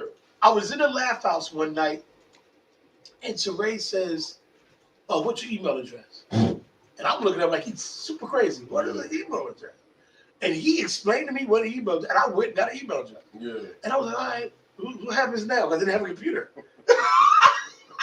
Yeah. Well, you check Couldn't it. even check it. Yo, couldn't even check it, but I had an You email go to address. the free address, like, library. over You go wide, to the over free and library overloaded. and you This check back it. when America Online was popping. With AOL, Yo. you got mail. It was crazy. But the things you go through, the things you think you know in comedy, and it was like, I realized now that I didn't know anything. Because, when you got the TV people around you and you're going to TV, like I didn't even audition for HBO. Tina Graham called me on the phone and said, you got a date. Yeah. Everybody was killing themselves for auditions. I didn't even audition for it. I was just in New York. I met P. Diddy. And, all of this stuff happened because of the people that believed in me. But I can't even talk about this without mentioning Miss Mona from the Laugh House. Rest in peace. Mr. Rod, some of the comedy professionals that took me along, Teray, Tommy Too Smooth, who else? Michael Blackson. Yeah. Because at one time, Michael Blackson, I was standing next to Michael Blackson when I didn't get the call back for Comic View the first time. And he called Sidney McCurdy for me and said, I'm here with Denny Live. He sent his tape. And she said, we just got finished looking at the tape. Tell him I'm going to call him later. But I was like, everybody, we was in the Laugh House. Everybody's getting their call to go to Comic View. And I'm sitting there feeling goofy. Like, did he call me? Like, I didn't make the team. But it was, it's been an experience. And it's like, knowing what I know now compared to what I knew then, it's like, yo, you gotta just grind with it. You gotta keep grinding, and you can't let your ego get in the way. Cats be worried about what other comedians think of them. Yeah, I be telling comics, yo, don't matter if I find that joke. Comedians don't know nothing. Yeah, comedians don't know nothing. Like, I ain't saying they don't know nothing, but they know some things, but they don't know nothing. Yeah. Another comedian can't tell you how your journey, how to do your career if you gave this dude a ride to where you at. Yeah. Like, a dude tried to tell me everything I got to do, but I got to pick him up. Yeah. And then when I get to the spot, I got to buy drinks, and he needs some chicken wings, and then he want to borrow $100. Then he opened it up for me. Yeah, but yeah, you know what I'm saying? So, yeah, so, shout out to Steve Carter for, just, I watch how he do his business and things like that. And shout out to Teray, who's been trying to tell me how to do my business for years. Yeah. I was always just happy for the bookings, get money, stuff like that, and you don't see that there's a bigger picture out there. There's a bigger world out there where you can really do some things. John Phillips It said, really yo, is. Cole Jack said, tell your story, OG. It'll help a lot of young people with hair. Well, with hair. I mean, because you know what, we all been on the egomaniac. What's up? Like once you get on TV, your ego get out of control, and you start thinking that you are. Okay, this is my question. I have a question. Yes. That's the thing for me. It's like, all right, you've been on TV, you did all of that, and then you want to come here and be cocky because you've been on TV, but you're still here? Yes, I definitely want to be cocky. But you still here. Yes. Well, no, listen, you can still be here. Listen, you don't understand. But then you treating me like I'm lower than you. You don't understand cockiness. But you on TV. I get. Listen, the Laugh House, when you had me, Teray, Talent would come through, Mike Blackson was there, Rich Salter was popping at the time, Kev was super popping, and a few other comedians. Home Alone. I was bartending back then, not too far from. When we came in there on Thursday nights, the chicks was like around the corner. Yeah. And Tommy Too Smooth. Can't forget Tommy Too Smooth. It was crazy because sometimes too was a bad influence when it came to certain things. Yeah. It was like, statute of limitations, though, right? Statute of limitations. All right. It was like, like him being one of the guys to take me on the road. I think I did my first ski trip with Teray. And I won't get into the story, but it was Groupie Mania. It was Groupie Mania on Wednesday, Thursday, Friday, and then we rotated hosting. People don't understand how much diamond in between their legs you can get doing comedy. Like, dudes be like, yo, you can't get no. Like, I told my friend, I said, yo, I don't go to clubs no more. I don't go out to parties. I don't go to. I go to comedy shows with after parties. Exactly. Because I don't have to do that. How you doing, miss? They say, oh, you were funny. Once a chick, that's the worst drug in this game. Once a chick, and here's the thing: if you had to be spiritual, right, and you doing this, you try to be in prayer and do the right thing. The devil send you that chick to you, and like I always thought I was kind of cute, but I didn't know. I didn't think it was like that. Yeah. And once the TV thing, then you get some bread, and then you start, this is weird about me. When I started getting a couple dollars, I still didn't buy a car. Yeah. I would rent cars.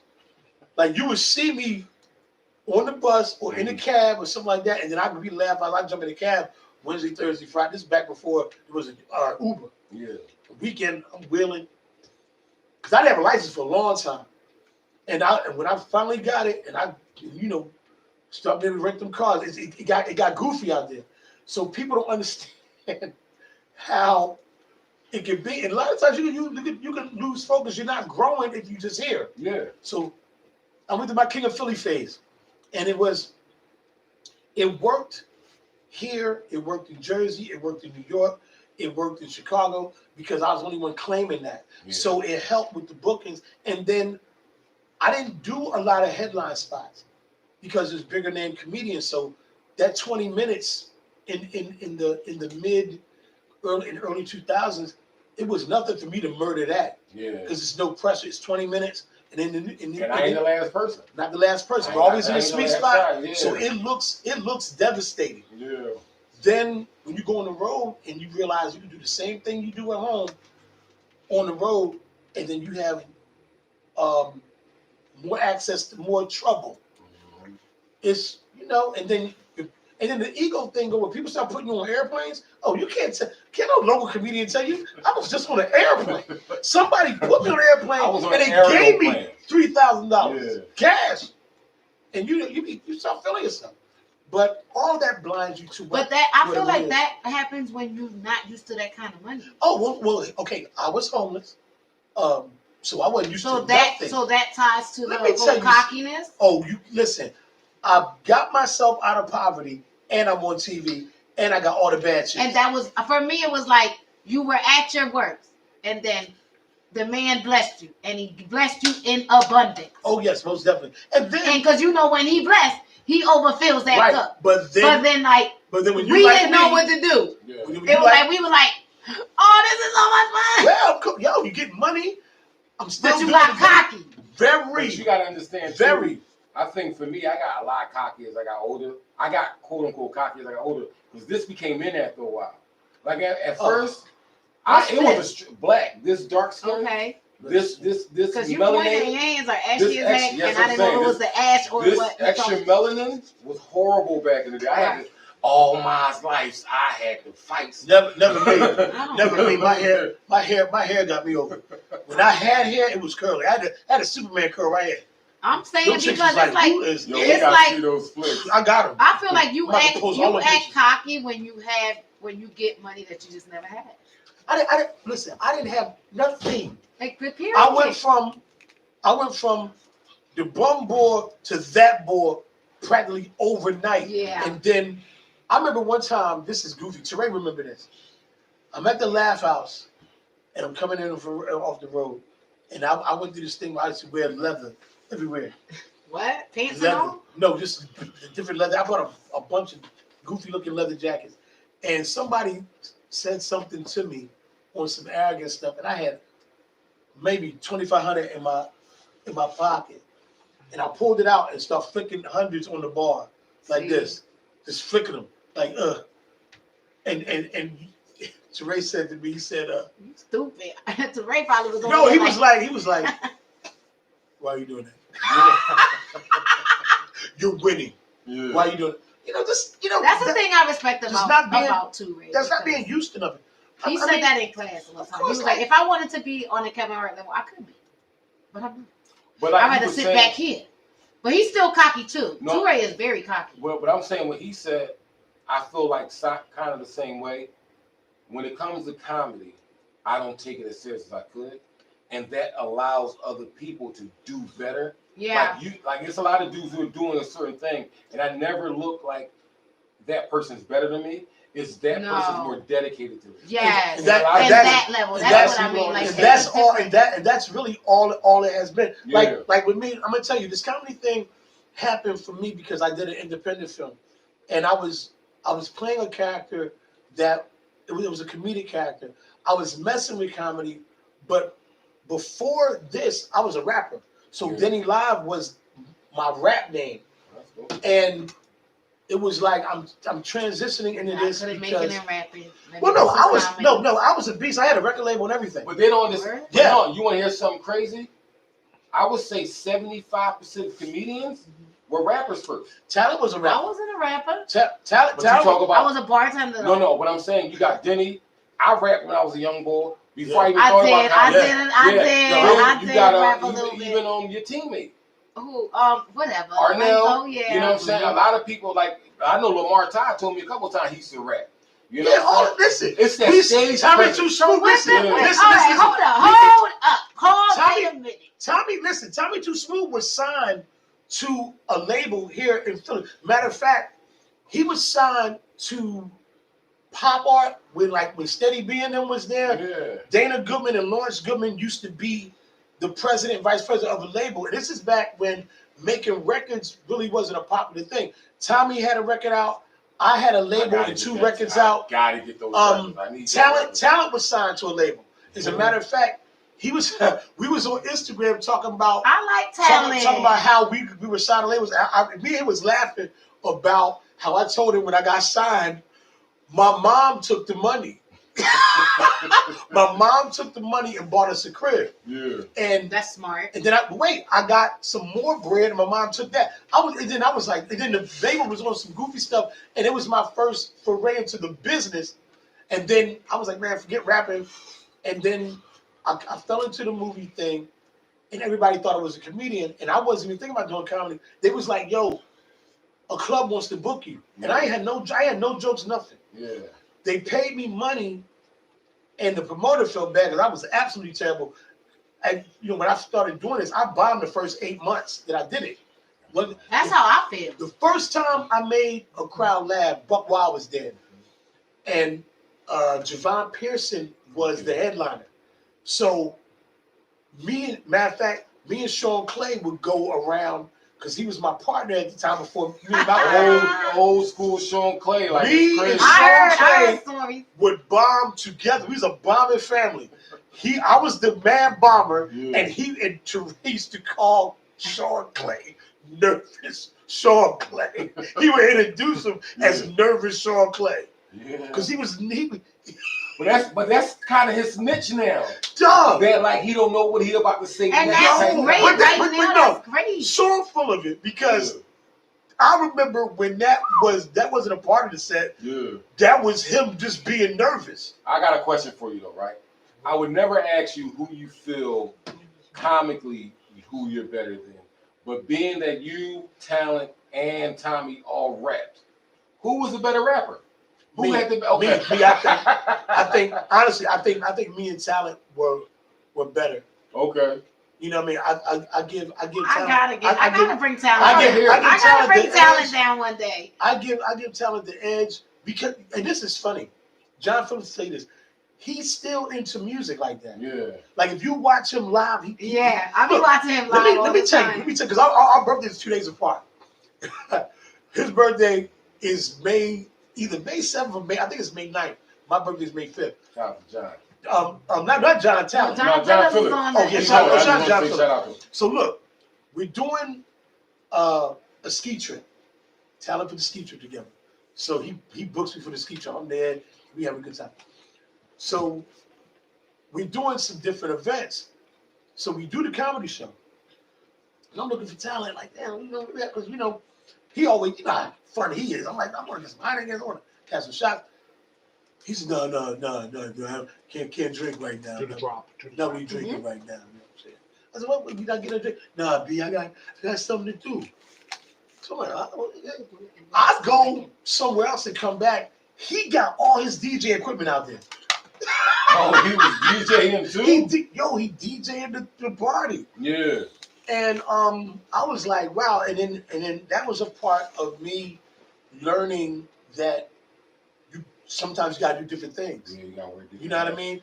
And it was like I was like, cool. You know what I mean? We're gonna do that.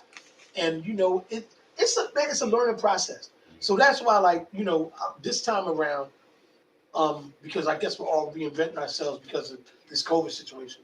I've learned a lot, thought a lot, wrote a lot, and just been trying to get back on it because I'm looking at the other guys. I'm like, man, they on it. Yeah. I'm missing out because I wasn't doing that wave of social media combined with the stand-up comedy. And speaking of social media, where can they listen to us? Oh, you can always listen to us at 98.5 FM on your radio dial, terrestrial radio. Don't forget. You can also check us out on the internet. You can go Uptown Philly, could say UptownRadioPhilly.org, and you can always check us out on you. If you want to see us, you can go to YouTube at WJYN 98.5. And I think you can talk Alexa. You can talk to her, right? I don't even know. Alexa, hold on, you gonna ask Alexa to get you here? Yes, you can say Alexa, Uptown Radio. Yeah, so you can listen to us. You should be listening to us. You should be. And then if you know what NFL ain't popping right now. Nothing's going on right now. No. And but coming back, we do have the great Denny Live. Thank you. Not the girl. I have so much respect for this. I got Denny Live. I gotta ask Denny Live a question. All right. Denny Live. I don't know if you stopped, but you said like events at your crib where people will come through. Oh, what happened to that? As soon as I decided to go, I invited you to come. And I was going to come one of those weekends that I had off because I was in Ohio for like a month. My question to Denny is, who did you notice had the best spades game? Oh God! During that time. She's been right. You know what I'm saying? I just want to know. You had the best spades game. Shout out. Hold on, wait a minute. Because somebody, Josh, shout out to Josh Kosh though. No, Josh got trashed. No, but listen, Josh was so overly confident he was gonna kill everybody. And let me tell you, anytime Josh Kosh say he's gonna do something or can do something, he does it. Yeah. I really thought he was gonna trash you. Yeah, I was, but when you start trashing him, I was like, trashing with his cousin. Whoa, his cousin was with him. Josh got with the camera for YouTube. Again, y'all. Josh got trashed. Kobe Jackson and me on Facebook.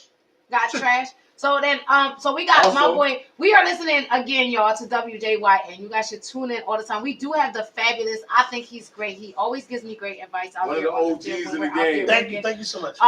Denny Live in the building. We got my boy, of course, Tariq Malik in his thoughts, and of course myself, Shay Sasa, with her opinions. And shout out to Kobe Jackson. First of all, shout out to that's my birthday twin. His birthday's the 28th. Listen, I'm telling everybody right now.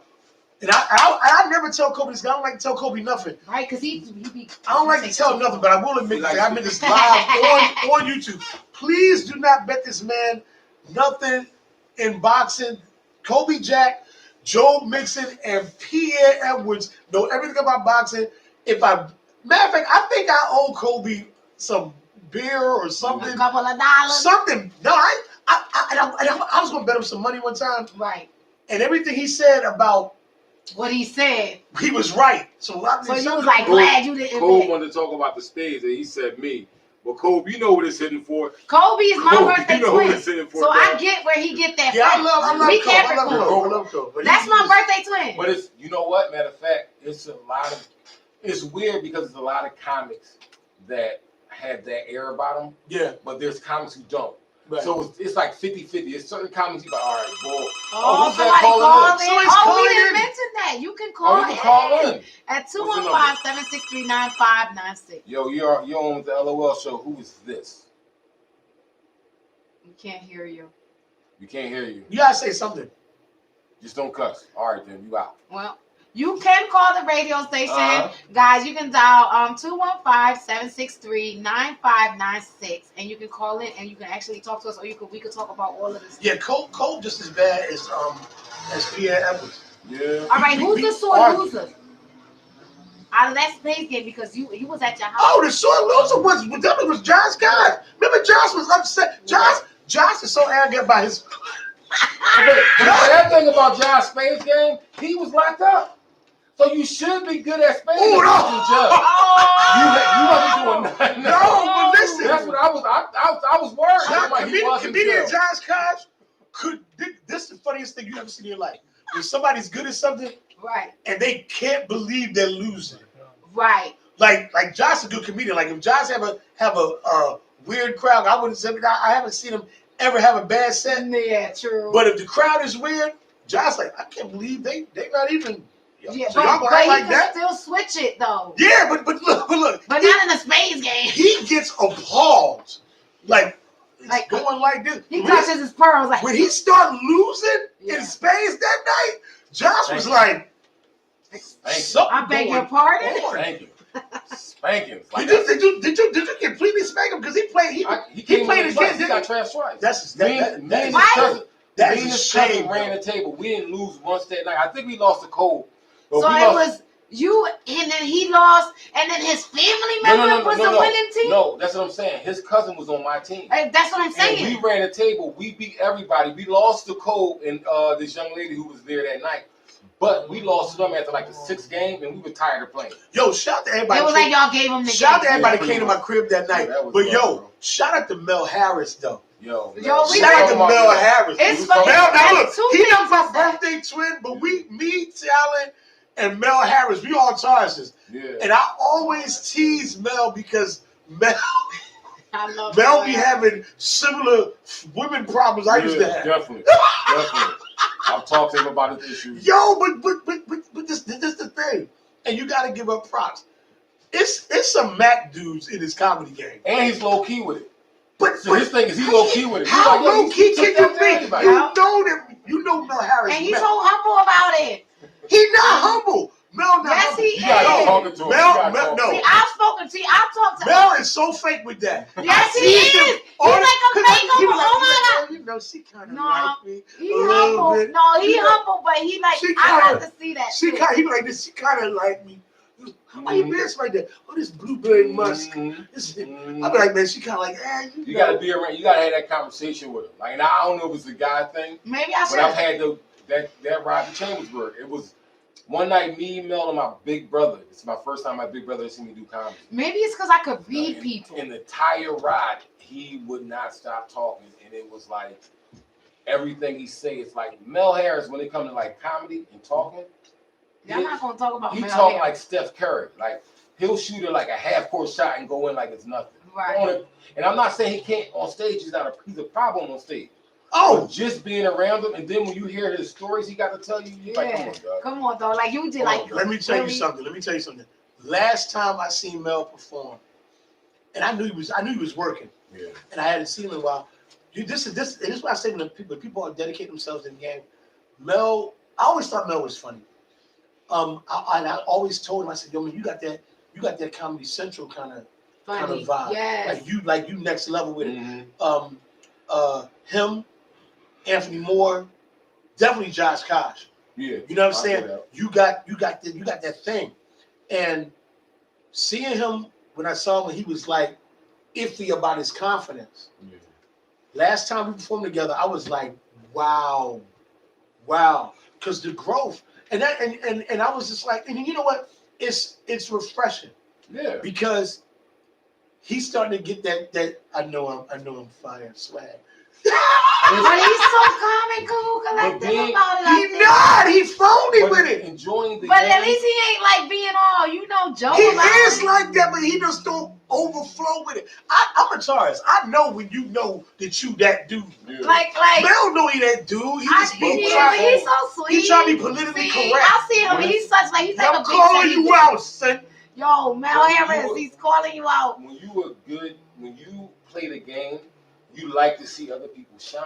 Yes. You know what I'm saying? Some people be like, I hate how good he is. Other people be like, yo, my guy, keep doing it, get better, because when you get better, it charges me up to want to do better. The thing I like about watching Mel Harris and Kobe is they always look like they having fun on stage. Yeah. Mel look like he having his own party up there.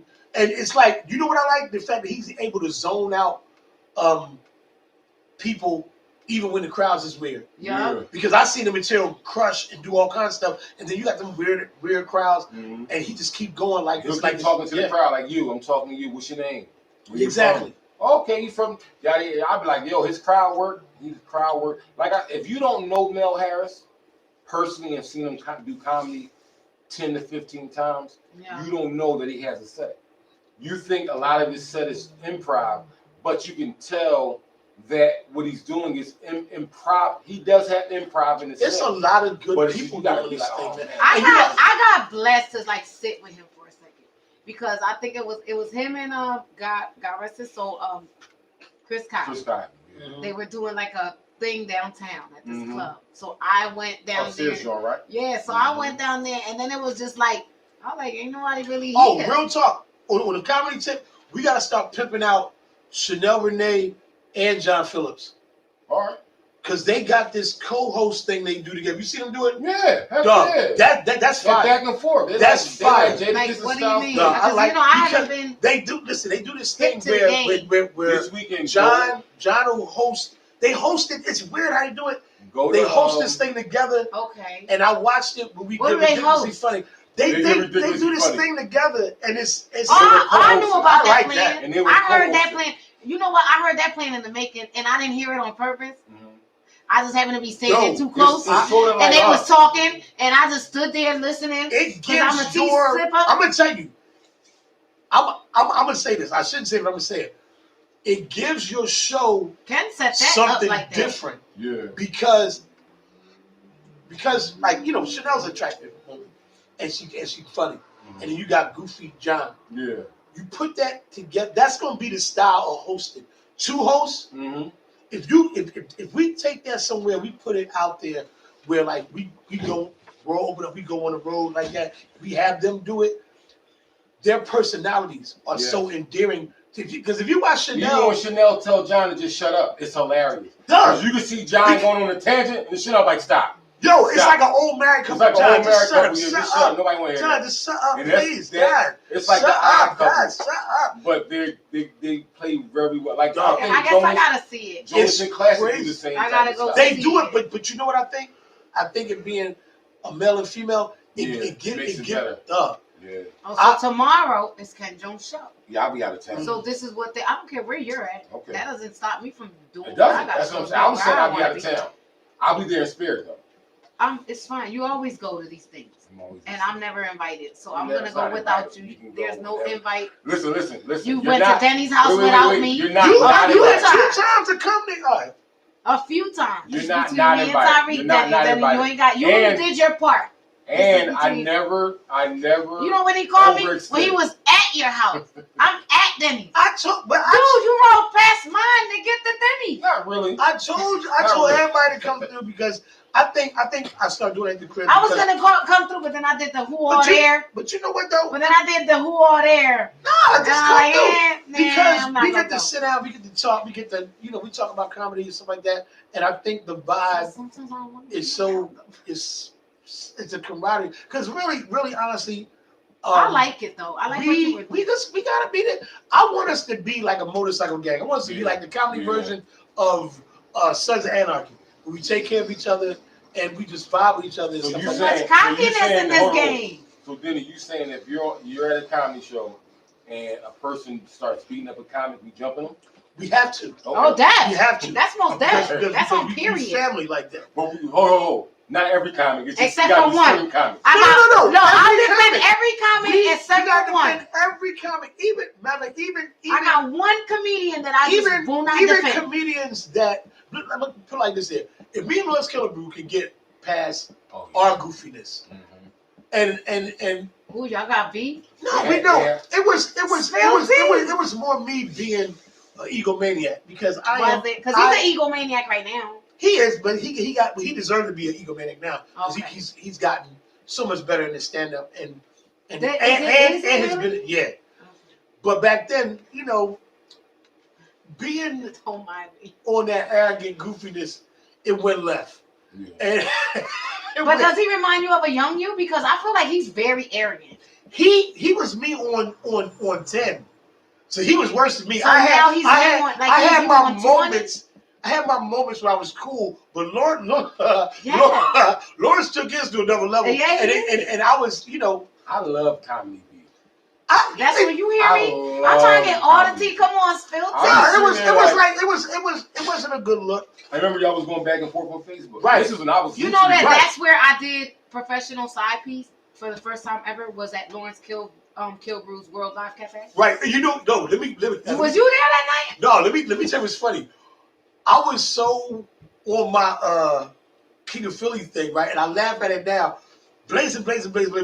Last time me and Lawrence worked together, Right. I bombed so bad at World Cafe Live. Yeah. It's funny because I was doing new material, and I remember when Chris Cotton passed and we did those shows, the benefit shows.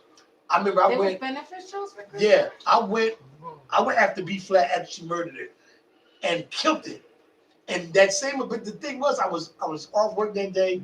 That same material, I was going over, and all these comedians that roll with Derek Gaines, there's on the show with him and Tracy Morgan. They're all comedians, so these guys come through, they kill it. I go last, boom, kill it. Ego up here.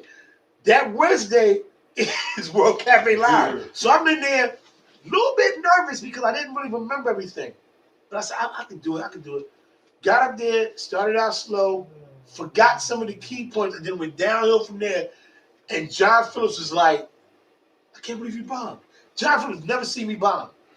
And when I tell you, and when I bomb, it's major. Yeah. It's, but that makes a younger comic feel better about themselves. Not saying that you thrive off a person that you know that does good normally do bad, but you know it's not just you.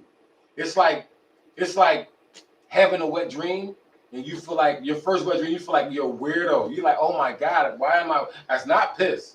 It's not piss. What is this sticky stuff on me? And then once you find out other people do it, you're like, all right.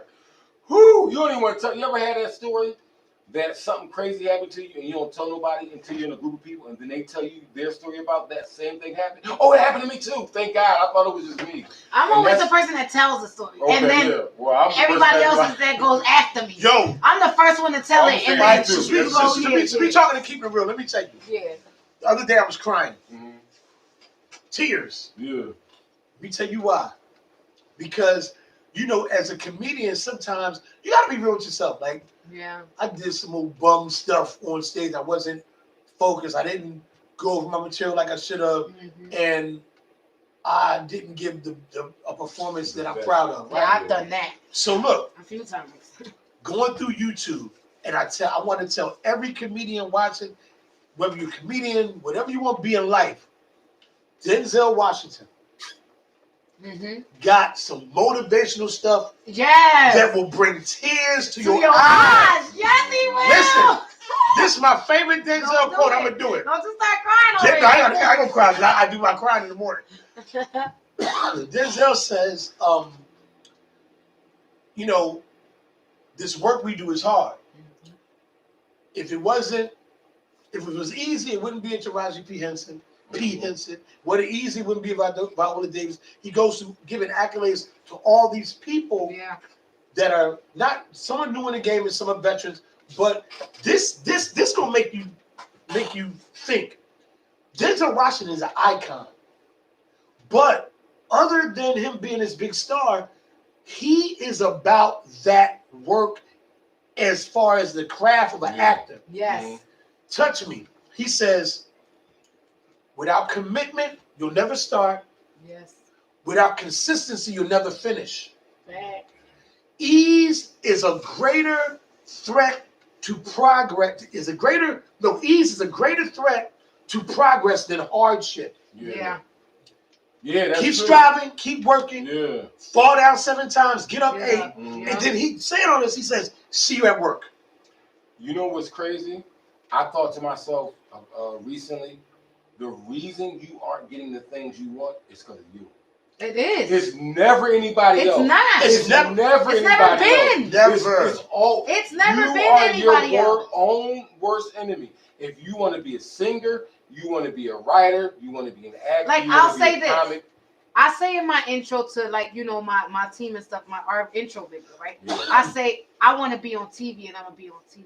If I really wanted to be on TV, I would have did everything in my power to be on TV. I would have went everywhere, LA. I was going places, but I was not doing things to get on TV. You understand what I'm saying? Like, I was going to, like, New York. I was going to LA, and I was going here. I was going all the hot spots. But it was like, I wasn't doing things to get on TV because I felt like my comedy was a little bit more, my comedy was being more popping.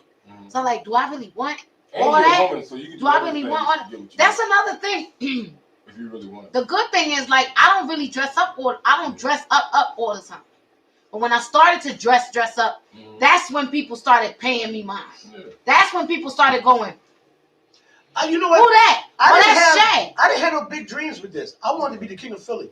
When Kevin Hart left here, I wanted the city. And I got it. And that's really all I wanted. The TV stuff came later After for on. me. But I love the respect that I got on the streets of my city, being known as the dude who's gonna get on stage and kill it, and that's all I ever wanted. Later on, when I saw cats doing other things, I was like, you know what? I do want something more than just this. There's a glass ceiling. Once you reach a glass ceiling, you can break it and make another glass ceiling. But it's like when you have done everything, and I don't care what nobody say, I respect every comedian here. But as far as legendary status, still here, Teray, Denny Live, Buck Wild. Yeah. We the legends. Yeah. And it's like, it ain't really nothing you can say about that. Yes, But there is. it is what you want to do, and as far as your growth. Now, right now. So would you teach that? All right, I'll say this.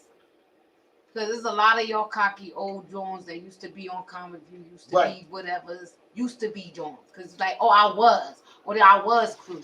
And that's fine, because you led the way, you opened doors. But like, how about if you see like a comedian and you know like what I see is with some people, they'll be like, they'll actually give you advice and actually mean it. Some of them just be like, yo, like whatever, do whatever you want. But like someone like you usually, I know this for a fact because you've been to a few of our shows and stuff like that, and you're the type to pull somebody to the side and be like, yo, like, trust me when I tell you, like, I've been through this. You're not like, do this kind of, like, you should do this. You're more like look, like you could see where like the mess ups were, you know what I mean? Like that you may have made and you already know, and you come off as that person compared to coming off as a person like, nah, yo, dog, do it this way. Trust me, this is how it's gonna go. It may not go that way for me because times have changed. I love the game, and the thing is, it's not popular to say, but Ski Carter, Chanel Renee, John Phillips, are working, and there's growth there. They gotta fight it out with Josh Kosh, who's phenomenal.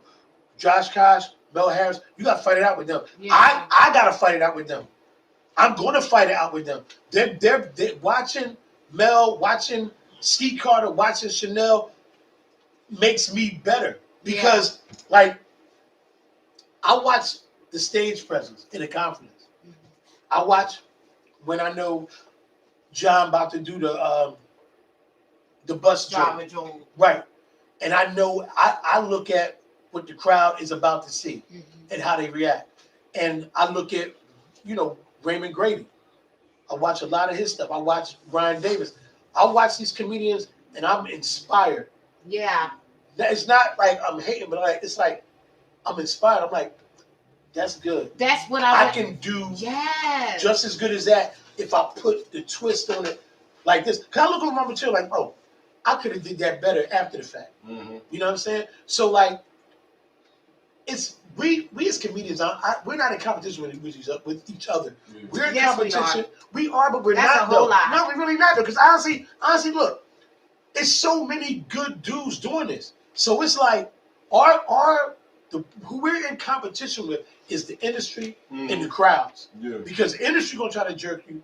The crowd is going to be. That's what we should be in competition with. But that's who I'm in competition with. From what I feel you're saying, there are people who have secret wars with each other. And it's like for why? As a comedian like you and me, we're not competing with other people, but there are certain people that are like, well, I don't like. Well, I don't like her. I want to go against her. I don't I don't like that Denny Live talks about selling whatever back in his day, right? Yeah. I don't like that. So because I don't like that, I'm not booking you. No, I'm booking you because you funny. Your name is running in the town. But check it out though. The thing I like about where we are now, it ain't about the bookings. Comedians like, I'm gonna get on stage, just get on stage. Period. It's about reinventing yourself. And for me, this is my chance to get it back the way it was back in early 2000s. Period. I'm going to go, when I say I'm going to go in, I'm going to go in. All the way in. Like, gotta do it. Speaking about competition, there was a lady who just put up a post saying she wanted some comics to do a Poconos trip. Right? Okay.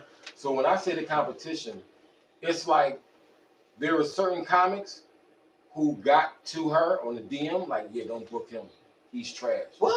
Don't do that. And she was telling me who these people, she was telling me who these people were. And I Yeah. said, that's what's funny to me because that's where the competition And comes that's in. the hate. It's like, That's the why? competition. Because maybe she wants somebody sassy like Yeah. this. Maybe she wants a Denny Live on her show because that's the energy that she's seeing. But then you sitting here like, nah, yo, I'm gonna get you somebody else. Yeah. And that's why I sit back. That's why I sit all the way Yeah, she back. definitely was like, yo, he told me this, boy wasn't I this. just sit back. She I do what told I do. You call me when you need me. If I'm available, I'm there. If not, hey, But that's comedy what I'm don't saying. pay my bills. Denny, we appreciate you coming. I appreciate you guys having me. We got 5 minutes left. Okay. Please, once again, give me your social media. Yes, where they follow can me you. on Instagram at Denny Live TV. Follow me on all social media at Denny Live. Whatever you see Denny Live, you see my picture, it's me. Yes. We pumping the Denny Live TV Instagram page. But you also have a podcast, right? Well, no, I do A radio. radio I play hip hop on the app called Station Head. Okay. Denny Live Radio. You can follow me if you're an artist. Once you get your music played. And follow me on Clubhouse. He's so hype. I Yo, you know, I'm I was hyped gonna talk about that Clubhouse. today too. It's crazy because everything we were talking about before you got here, you actually like called back everything. Yo, real quick before we even go. Yes. Let me tell you, if you ever been anything and you're doing this craft, and you never know who's watching you. Nope. Shout out to Marlon Wayans. That's my Yeah. guy. Marlon I Wayans love came Marlon in my Clubhouse live and showed me some love, and I was like in shock. You'd be surprised. Yo, you never know who's watching. Never know who's watching. And shout out to Deshaun Jackson, who always in my Clubhouse. I don't care what nobody says. I love Deshaun Jackson. That's But what's yeah, up. get on there, and it's really good because you got some people that are weird on there, but the networking is the It's best. phenomenal. It's phenomenal. And Atlanta's open. Baltimore's about to open up on the comedy again. Yep. And hey man, let's. I'm about to be in let's do our thing. Arizona in February. So Oh, okay. Yo, February is my birthday, February 19th. I Okay. do know, but I think You know I'll what? be in You know Arizona, what? but that's I'm gonna be in work. Atlanta though. I'm gonna be in Atlanta. Oh, you gonna be in Atlanta? Okay. We going to Atlanta? I'm flying out there. Uh-huh. I'm going with my homies. Who's your homie? Vaughn and J I'm Rock. not allowed. I ain't say that, but I have to talk to them about because we going on some like, you know what I'm saying? Y'all type do time. y'all. You know me. Listen, I can't stop you from going to Atlanta. Atlanta Comedy Theater. You gotta show up there. Link up with some comedians. Get on there. Shoot, I call my Yeah. boy and Mr. Inappropriate in Atlanta. Y'all, you could get a couple spots down there in Atlanta. Definitely. I got you on that part. If you Oh, don't want, She since you ain't don't, say who. That's the only reason I'm showing you that. since you don't The want only reason I'm me, showing you because she ain't say who. since you Oh, don't. I remember this. So, what?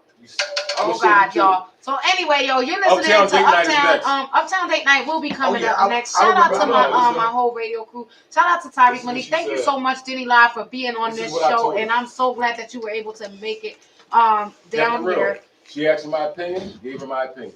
We'll spill tea after the Appreciate show. you, brother. But You know what I'm saying? anyway, shout out to my lovely, fabulous co-host Tariq Malik for being You already on know I'm time lovely today. now. And I'm dark and lovely. you already know. You listening to your girl comedian Shay Sasa. You know you can listen to us every Thursday night from 7 p.m. to 9 p.m. You can listen to us all across the board. www.uptownradiophilly.org. Uptownradiophilly.org. And stay tuned in. for Date Uptown, Night. where else? UptownPhillyRadio.org. You got WJYN 98.5 FM. You And can Alexa. go to YouTube. YouTube. WJYN 98.5, and you got Alexa. And you got our boy Denny Live. And make sure you guys Thank subscribe to our listen channel. Yo, check Denny out. Check his YouTube. Definitely funny, and he's a funny mother plucker. And guess Yes. what, y'all? Funny Where we motherfucker. at? We on the We're radio, on the radio. y'all.